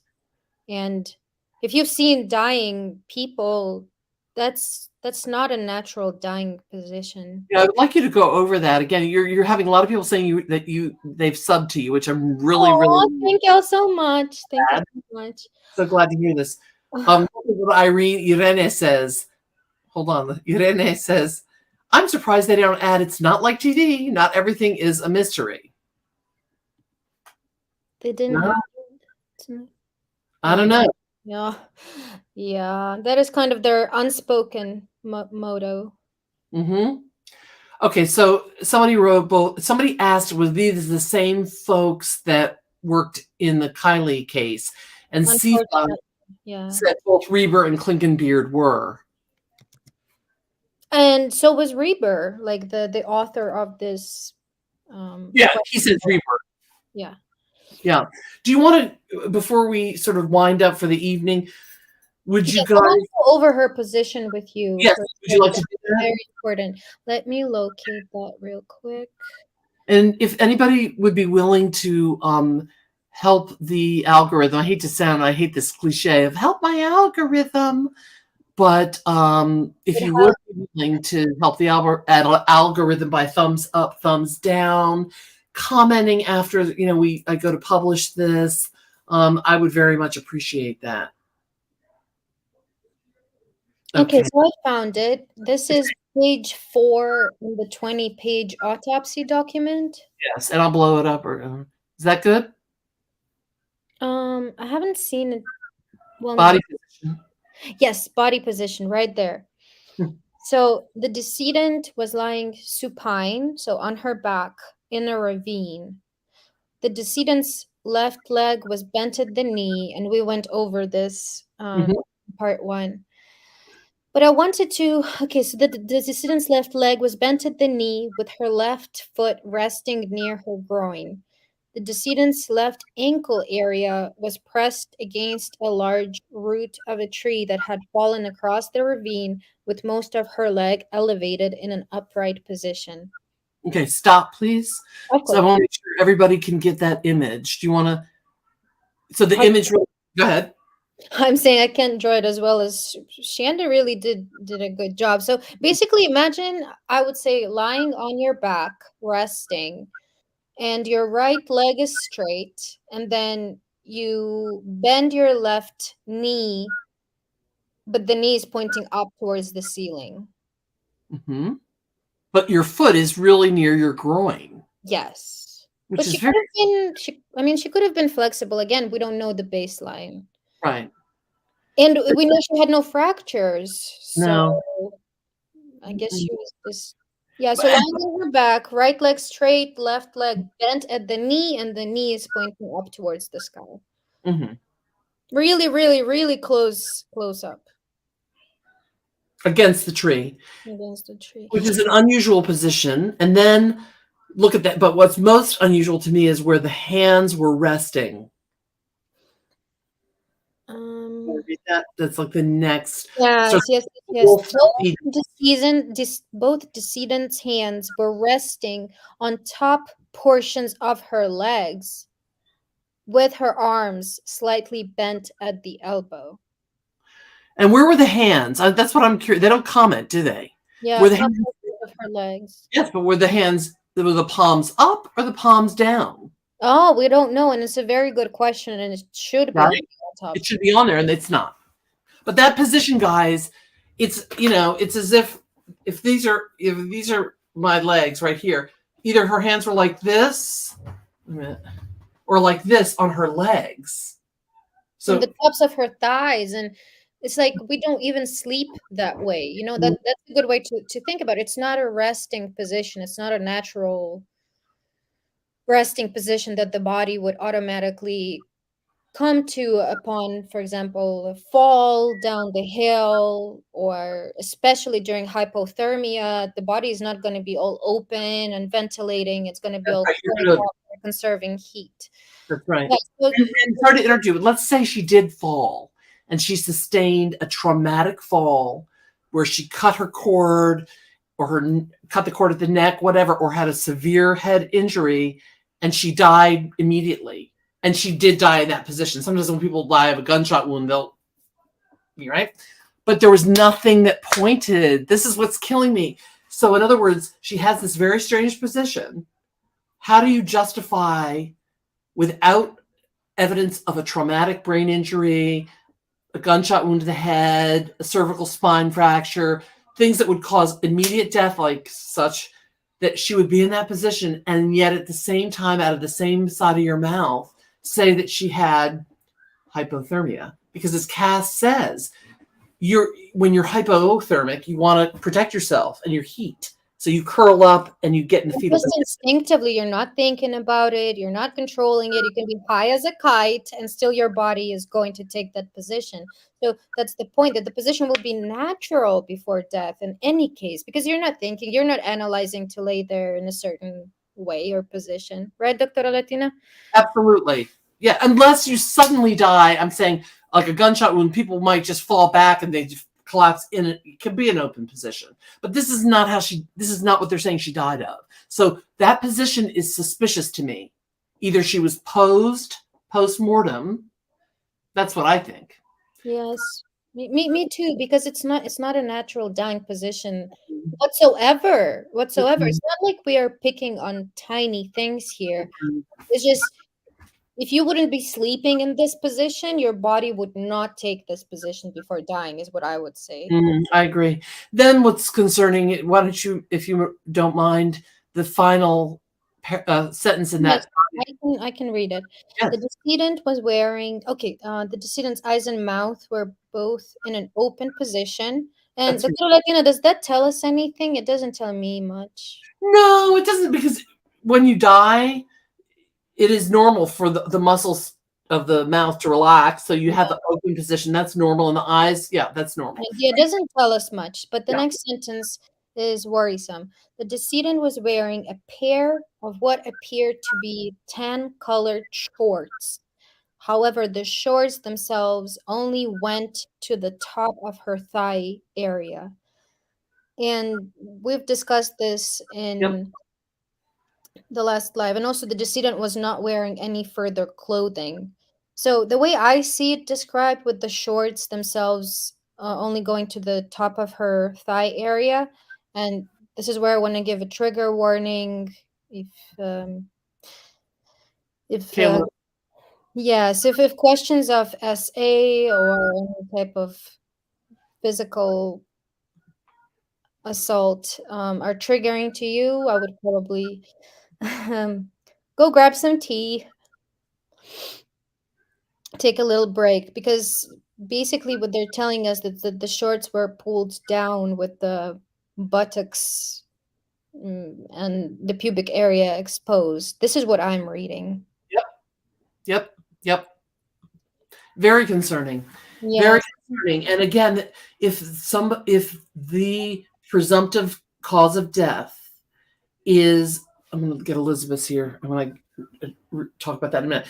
If the medical examiner said the presumptive cause of death is from exposure, we've already discussed there are many things that point away from that, especially the position in which she was found.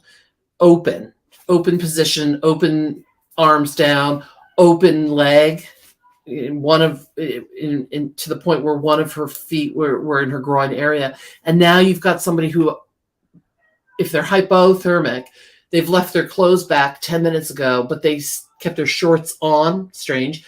And yet these shorts are no longer with I'm going to call it elastic band, the waist, whatever, is not at the waist, but it's been pulled all the way down so that the buttocks and the pubic area are exposed. That is bizarre. Yeah, Because so if you think that she was running or moving in that position, it would be like running in a miniskirt. It's very restrictive to have something around your thighs in attempt to move forward. So Okay, so Elizabeth Reed asked this question. I can give you an answer on why, but you want to read that? Could Trinity Backus have died up the slope a bit and then post-mortem fell down to her resting position?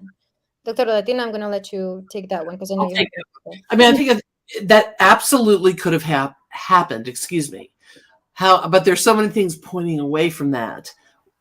First of all, let's say her shorts were up, and you fall down and you slide down that little ravine to your resting position. Your shorts aren't going to come down all the way like that. They're going to be pulled up. Like if you're going on a slide in a water park, right? They're going to go up. They're going to go, yeah, things will raise, not be lowered. The other thing is why, or if that resting position, even if Lisbeth, even if she was deceased at the top of the ravine, let's say, and she slid down and met this tree, why are both her hands symmetric? I'm going to stand up. Symmetric. You can't see here. Symmetrically like this on her thighs. That is not a normal position. And it would be less normal if somebody were to be sliding. Then and you just died, you wouldn't end up with exactly symmetric with your hands on your thighs like that, with your elbows bent. Yes, considering that the arms are soft, they would be flopping around, and they're not going to land symmetrically in this unnatural position, is my point. And Dr. Latina, can we contradict ourselves? Is there any way we might see someone dying naturally in a position like that. I just wonder, like, I can't come up with anything, to be honest. I can't. Okay, I could see if somebody. Yeah, I mean, I don't know. I'm the only thing is let's say you're slowly dying of hypothermia and you're cold. You're not going to die on the back, everything open. You're going to do this. But let's go back to what Lisbeth said a minute ago, and that was she died at the top of the ravine and then she slipped down, let's say. Okay, let's say that happened. Why would her arms both be, this is not good for me, but you know what I'm saying? Both arms be bent like this symmetrically with the hands placed on the upper thigh. You don't slip down and end up like that. So that doesn't make sense to me. Well, me neither. I can't come up with anything. Okay, there were two things. Jennifer Taylor asked about the necklace and the sweater, which I didn't see Jennifer earlier in the chat. I could be wrong, but Jennifer, we went over that those were left like 10 minutes by foot away from where her last resting place was, which is strange because if you're going to disrobe because of hypothermia, you don't disrobe a little piece at a time and then walk 10 more minutes through the bush and with your shorts on. And then Jennifer asked about her pajama pants, which they didn't find. And I'm wondering when they say her shorts, do they mean her undershorts? I.e., were these sort of, those boy shorts that a lot of kids wear? Girls, I mean, they're like boy boxer briefs, but they're for girls. Is that what he meant by these shorts? I really do think so because, I mean, that was the last thing she was wearing. So there was no underwear underneath it. So it was either a pair of shorts acting like serving as underwear or actual boy shorts. Yeah. So it does beg, and I agree with Jennifer Taylor here. Where are the pajama pants? An incomplete investigation. They should have found all the pieces. Right? Very good point, Jennifer. No, I totally agree. And then look at what Lindsay Johnson says. Yeah, Dr. Latina, I know you have an opinion on why or why not, and didn't they have to use chainsaws to reach Trinity? I know our opinions on this differ. So wait, no, you. What is your opinion again? I mean, this is a week ago. Mine was that they legitimately needed those to get the people in, but I know that you had more skepticism than I did in regards to the chainsaws. Well, I just think it's weird, guys. I mean, to me, believe me, I have actually never been to California, so I can't even say what this brush looked like. But I've been hiking all over the south and the north here, and in the Alps, and all over the world, different places. And I've even bushwhacked, which means we go off the beaten track and go through the bushes, right, to find our way. Taking maps and orienteering and all of that. And I'm thinking, if this girl got herself in, let's just say she got herself in. However, maybe somebody brought her there, who knows? And she didn't need chainsaws to get herself in. I just don't understand why they had to get chainsaws to open up this whole thing. And I'm thinking if they needed to get a stretcher for her in there, that might have been why, because a person can crawl through, but then you can't get a body without damaging or injuring it. No, I get that. Right there. But I understand your point as well, is if she was able to get in there and then those people who found her were able to get in there. It's strange. Like I heard the chainsaws in Cece, right? She had given us and you could hear they were major chainsaws. I'm thinking, to me, why don't you just get some clippers? Or I don't know. It just sounded like this big event to get her out. But again, I don't have the experience. I'm not a first responder, and maybe that was we don't know. It could have been protocol to where like they need to get like 3 people in at a time with a stretcher and have them all carry her from all the sides, and we don't know those details. Like it actually might make sense, but it does seem odd. So I'm curious about Sifa. It was a drainage ditch. Did I say ravine? I guess the autopsy Yeah, says ravine as well. But I know what that Sifa is talking about because I think, wasn't it CC or we saw some GPS photo, no? That Yeah. it really did almost look like it was a ditch that went down to the little river. It wasn't like this huge 300-foot ravine. It really was. It was a smaller ravine. Oh, good. Clara says, okay, thank you, Clara. She says, did I put her up? Oh, yeah. Cloppers would take too long. Okay, thank you. Chainsaws does beg the question how another person could have taken TB to where she lay.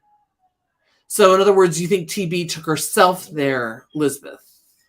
I agree. I try to make it all make sense. I'm so glad for these questions and for these explanations. Mm-hmm. Because I don't pretend to have any share of the market on the answers here. Yes, absolutely. We don't have the answers. We're just sharing the theories and thoughts based on what we see, through the lens of our perception. Mm-hmm. Yeah. Somebody a little further up just before we go, and it was a good question about the pajama pants, that the narrative, they were sure, the family was sure, I don't know where that was, to talk about her pajama. Here we go. Jennifer said, it's so weird because the family made sure to say she was wearing plaid pajama pants, but they weren't found. Right. And her necklace and sweater were.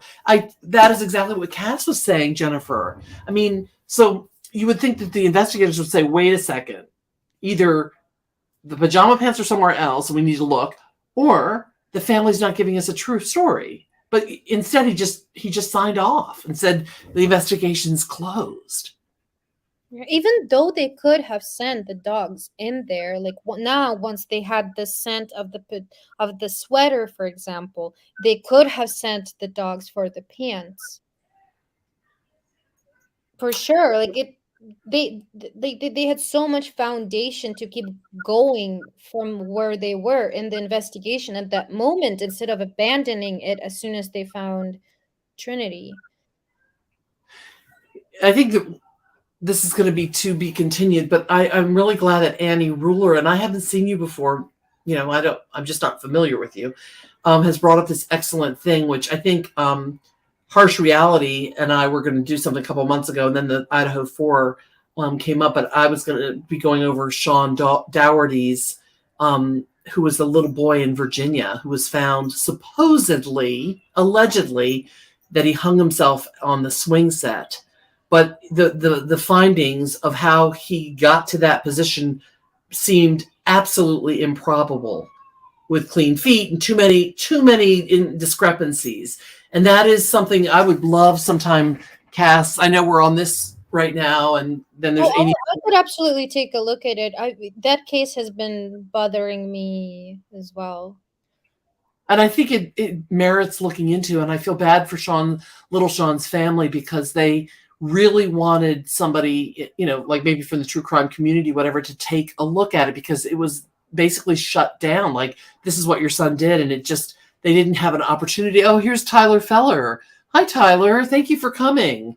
That's so nice. I'd love to have you come up. Let me figure out how. Do you know Tyler? Yes, I do. I watch his videos sometimes. Okay. I don't know. I forget how to get people up. Oh, invite. Yeah. I'm just going to put this in the post. You can pop up briefly. I think there's just so much more to look at. Yeah, and the third, I'm with you. I would also take a look at that documentation in regards to Sean's case, for sure.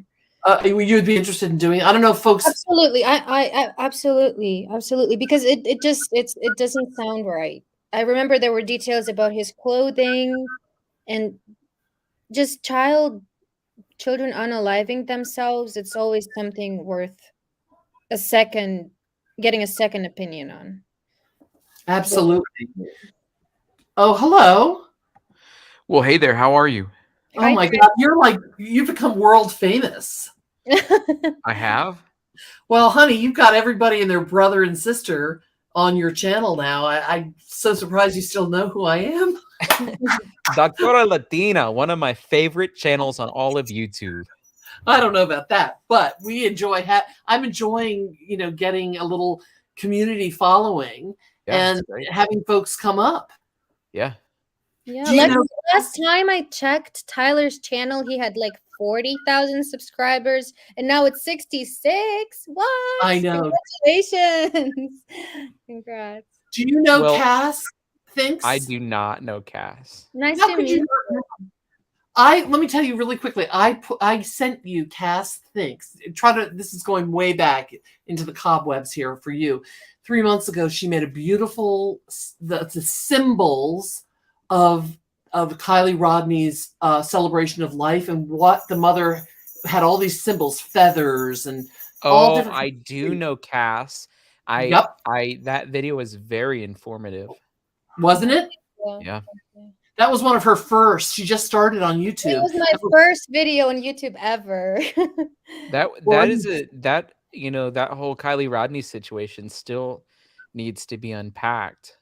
That's what we've been doing here we've been talking about the Kylie case with Trinity Backus, who was in not Placer County, but in Nevada, under very not similar circumstances, but they have a parallel story of having gone missing, fantasies with similar kind of parental responses, and the same medical examiner that came to conclusions that are. Oh, it's the same medical examiner? Yeah, psychologist. Tomorrow, Doug Bishop is going to come on my channel to talk about the situation that's happening with Nicola Bully. Oh, have you guys heard of that? That's out in the UK, right? Yeah. And yeah, what do you think about that? I don't know if you're familiar with that, Cass, and everybody else. You want to give a quick blurb on that? With the mom that went missing in a river, they're saying. So mom that went missing, I don't know if it's in the river or not, or if she got abducted. That's the mystery. Mm-hmm. That is very, very, yeah, it is. Can you catch me up a little bit? I haven't looked into that case. She dropped her kids off to school, and then she went to take her dog for a walk. And while she was taking her dog for a walk, she logged in for a work meeting and then disappeared. And they don't know if she fell in the river or was abducted, but they've searched the river and they didn't find her. Do we know if there's wildlife there? Well, it was in a park. It wasn't like, and there were other people walking their dogs and stuff. So it wasn't like, she wasn't like in the wilderness.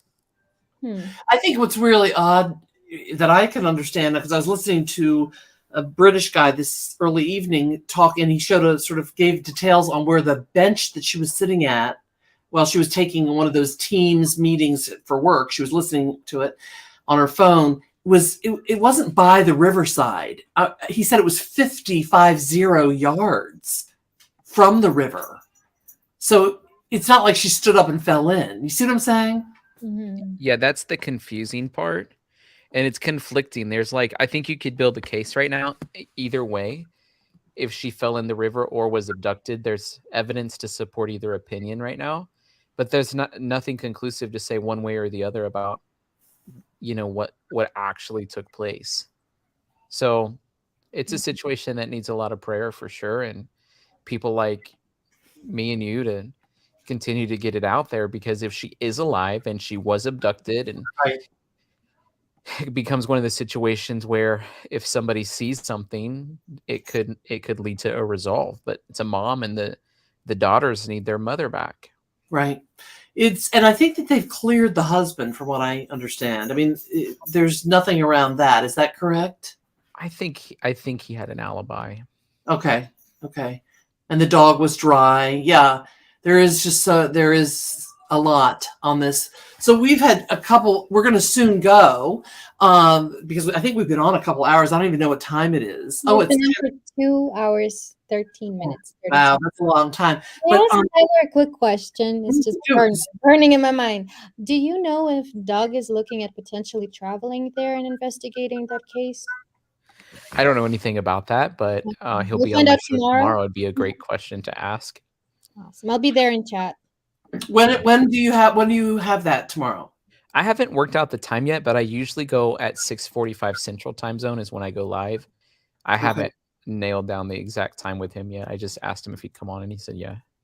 See, I know that there's a special team already from Europe that's gone, a dive team, I think, and a sonographer team that's gone to that river, apparently. And they've been there a couple days.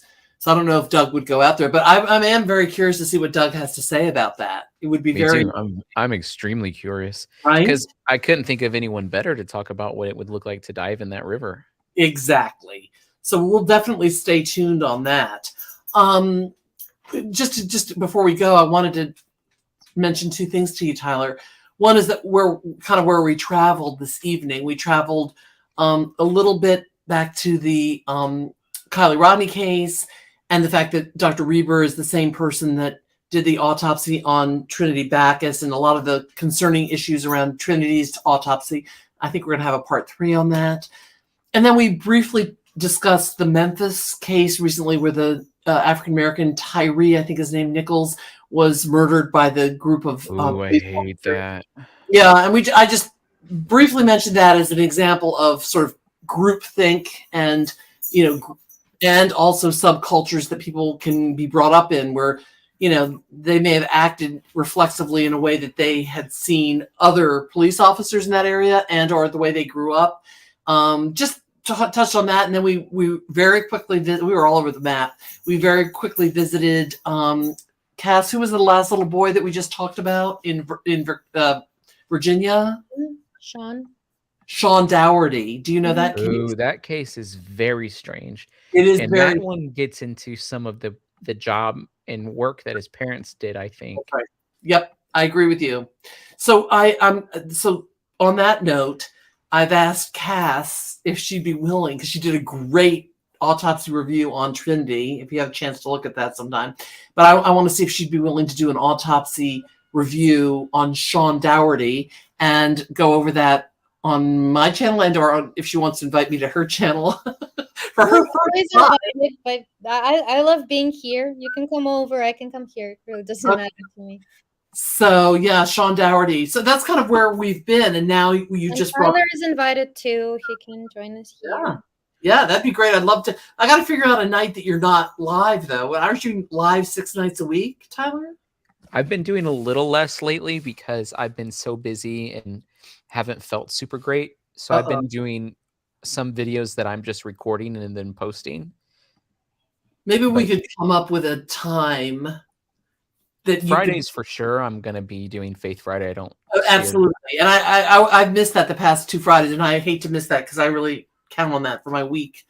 So we've been doing a study of Galatians. It's been so fun. Oh, I love Galatians. Okay. So anyway, Fridays will be out, but we'll have to come up with a time that maybe not this week, but next, that Cass might be able to come and you could come. We could do a live around Sean's case. I don't know if Cass would be interested in doing that or not. Absolutely. I'm interested because I feel like that case was abandoned way too quickly. It was covered so briefly, and it's like if you weren't watching the news that week, it was just out of the public eye. Well, it's because like people were covering Kylie Rodney, and then they started covering that Sean case, and then the Brian Kohberger thing happened, and that's why. It's one thing after another, and I know we can't cover all cases, and but there are some, like this little child Sean, that I think he really merits a second look by YouTube sleuthers. Absolutely, it'll be interesting to see how big this Nicola Bully case becomes. You think it's going to become big? Well, the fact that it's made its way over the waters, right? But I mean, it could be a situation that resolves itself pretty soon. But if it drags on for a couple more days, I could see it becoming a really big international case. Because I've never really had an international case hit my desk before until this one. So that is already sign enough that it's becoming a big case. Yeah, it is unusual, especially like, I don't know if you know, Harsh Reality. His name is Sean also. He said there's so many cases in the UK, because he and I communicate by email, and that there's so many cases in the UK, and that apparently, I didn't know this, he said there's a huge problem, not with guns in the UK, with stabbing violence. Horrible. But it's so prolific that it just, people kind of don't even listen to the news anymore about it.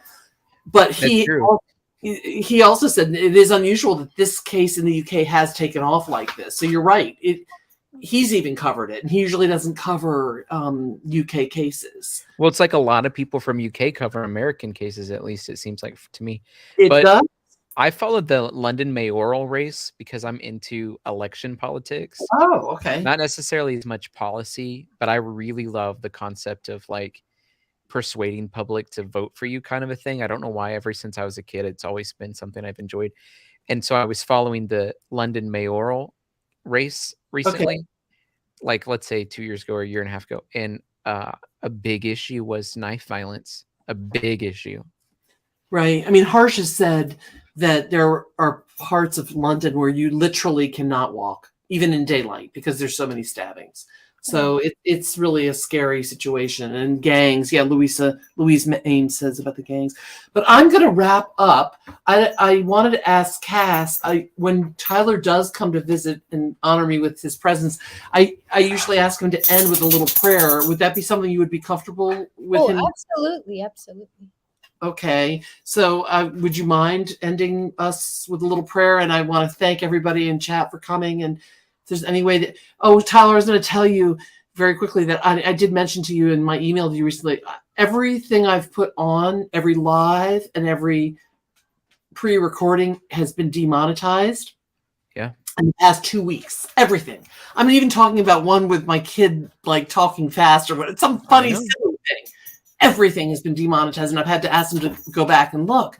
And it's clearly now my kid says like shadow banned. I don't even know if that's a real thing, but it is. Like, it used to be I might get literally 22,000, 5,000, 10,000. I'm literally getting 200. The algorithm has put me in a corner, like I'm a chastised child now. Yeah. And I don't know. My children said the only way to get out of the corner, so to speak, is for people to thumbs up or comment. Or do you have any thoughts about that? Well, the only way is to increase your click-through rate and your average view duration. And so, like, I was stuck for 6 months in the shadow ban. But you were?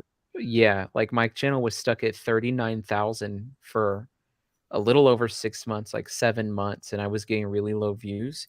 Right. And the thing that really broke it out was hitting the algorithm in the Dylan Rounds case. So you got to hit the algorithm in something.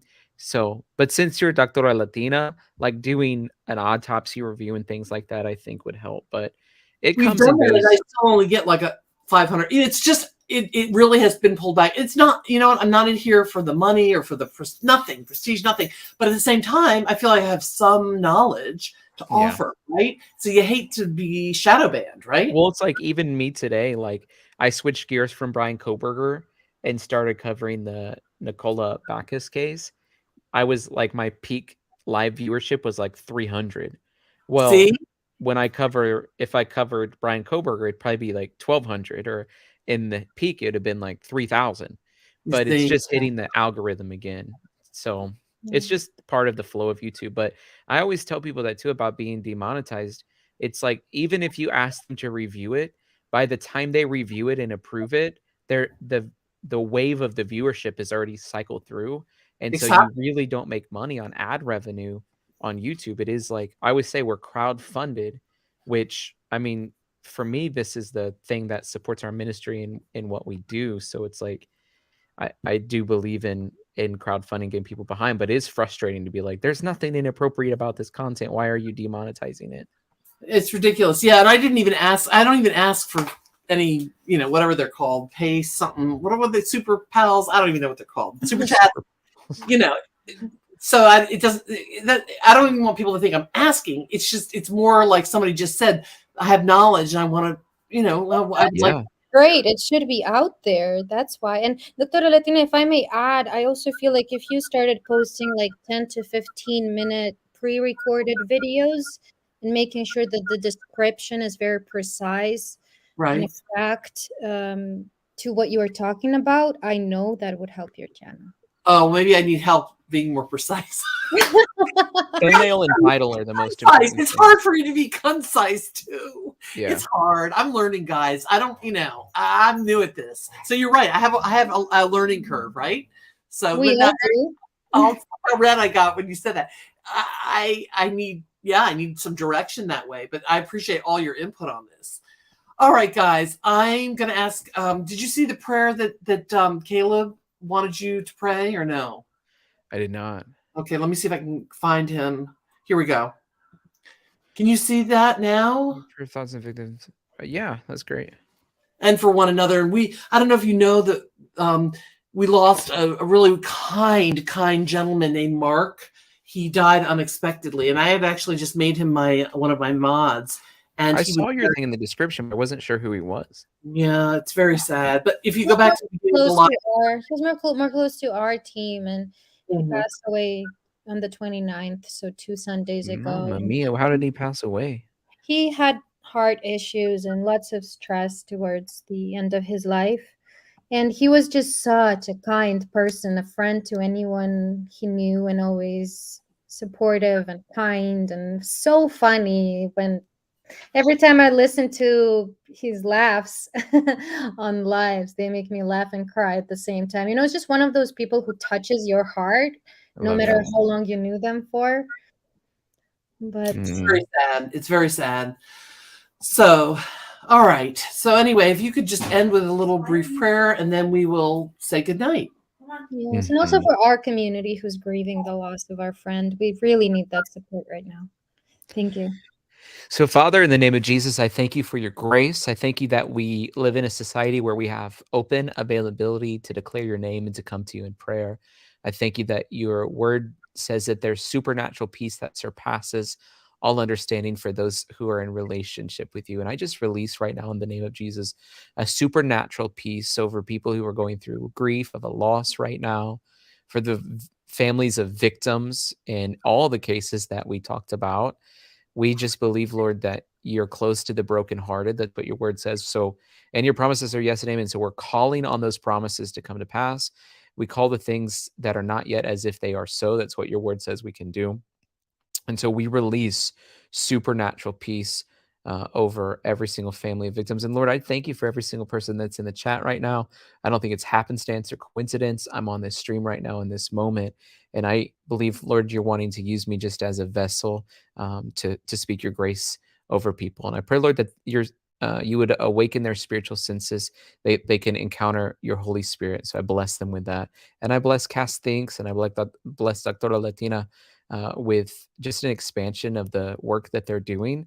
Like Jebez prayed that he would expand his tent post. Lord, I pray that you would expand their territory.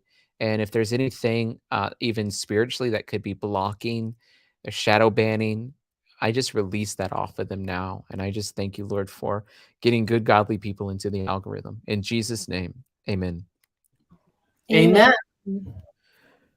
Thank amen, you. Amen, amen. If you guys believe it, put it in the chat. Amen. So powerful. Yes, you have a gift with prayer. There's no doubt about it. It's really something special, Tyler. The Lord, He's so faithful. He is faithful.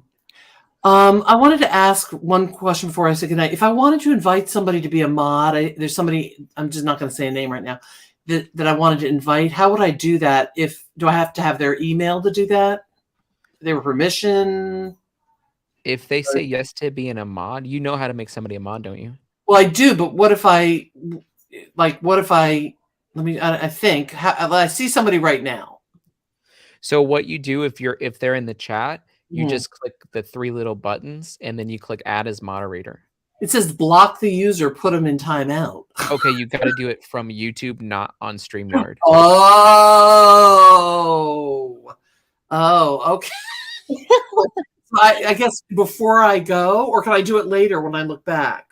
You can do it later when you look back after the video renders and chat is back up. So probably not till tomorrow, because it takes a while for chat to come back up. So can I ask him now? I don't know if it's a him or her, but it's a him. You can just say, hey, if you're interested. And then if you don't want to put him on the spot, you could say, email me if you want to talk about what it means. All right. I'm going to do that right now. Hold on. Show. Sifa, email me if you would like to be a mod. And I can put my email thing, what it's called, connection. And I'm typing very slowly here. Okay. This is for Mr. or Miss, but I think it's Mr. Sifa. Mr. Sifa, yes. Okay, Mr. Sifa. Okay, did that come up, guys? Yeah, And it's like- we're in chat, so I'll make sure that he Okay. knows. Great. I'm sure he will be honored. He's Okay. one of amazing creators here. Oh, that's good to know. See, I'm kind of new in this thing. Hey, I'm going to say goodnight to everybody. I really appreciate that Cass Thinks came on and pulled me out of all the technological things and offered her wisdom and keen intellect. And of course, our pastor here, Pastor Tyler, coming on once again to offer spiritual and intellectual support to this old woman here. Hey, by the way, I turned 62 on Friday, Tyler. Woo! I'm getting there, honey. And Francesca sent me a beautiful card and said, Mama, happy 63rd birthday. I wrote about don't push it. We're only 62. I read a report recently that the people who do really great things in the world typically leave their biggest impact in their late 60s. Really? Because I'm feeling old, honey. So you got a little encouragement headed your way in that department. But also, Moses didn't start his ministry until he was 80 years old. So you have 18 more years before you get started. Oh, that's really good to know. Well, my mom is a prayer warrior, and she's not going to be 92 next month. So, I mean, and she's really strong. So I think you're right. We have a ways to go here. Thank God. Every day is a blessing, right? Yes, praise God. Okay, guys, I'm going to say goodnight to all. Cass, Tyler, and Chad. Hasta mañana. Hasta mañana. And Dorsey, Buenas noches. Thank you for being here. Thank Buenas you. noches. Yeah. Okay, adiós. Bendiciones a todos. Ciao. Adiós. Ciao.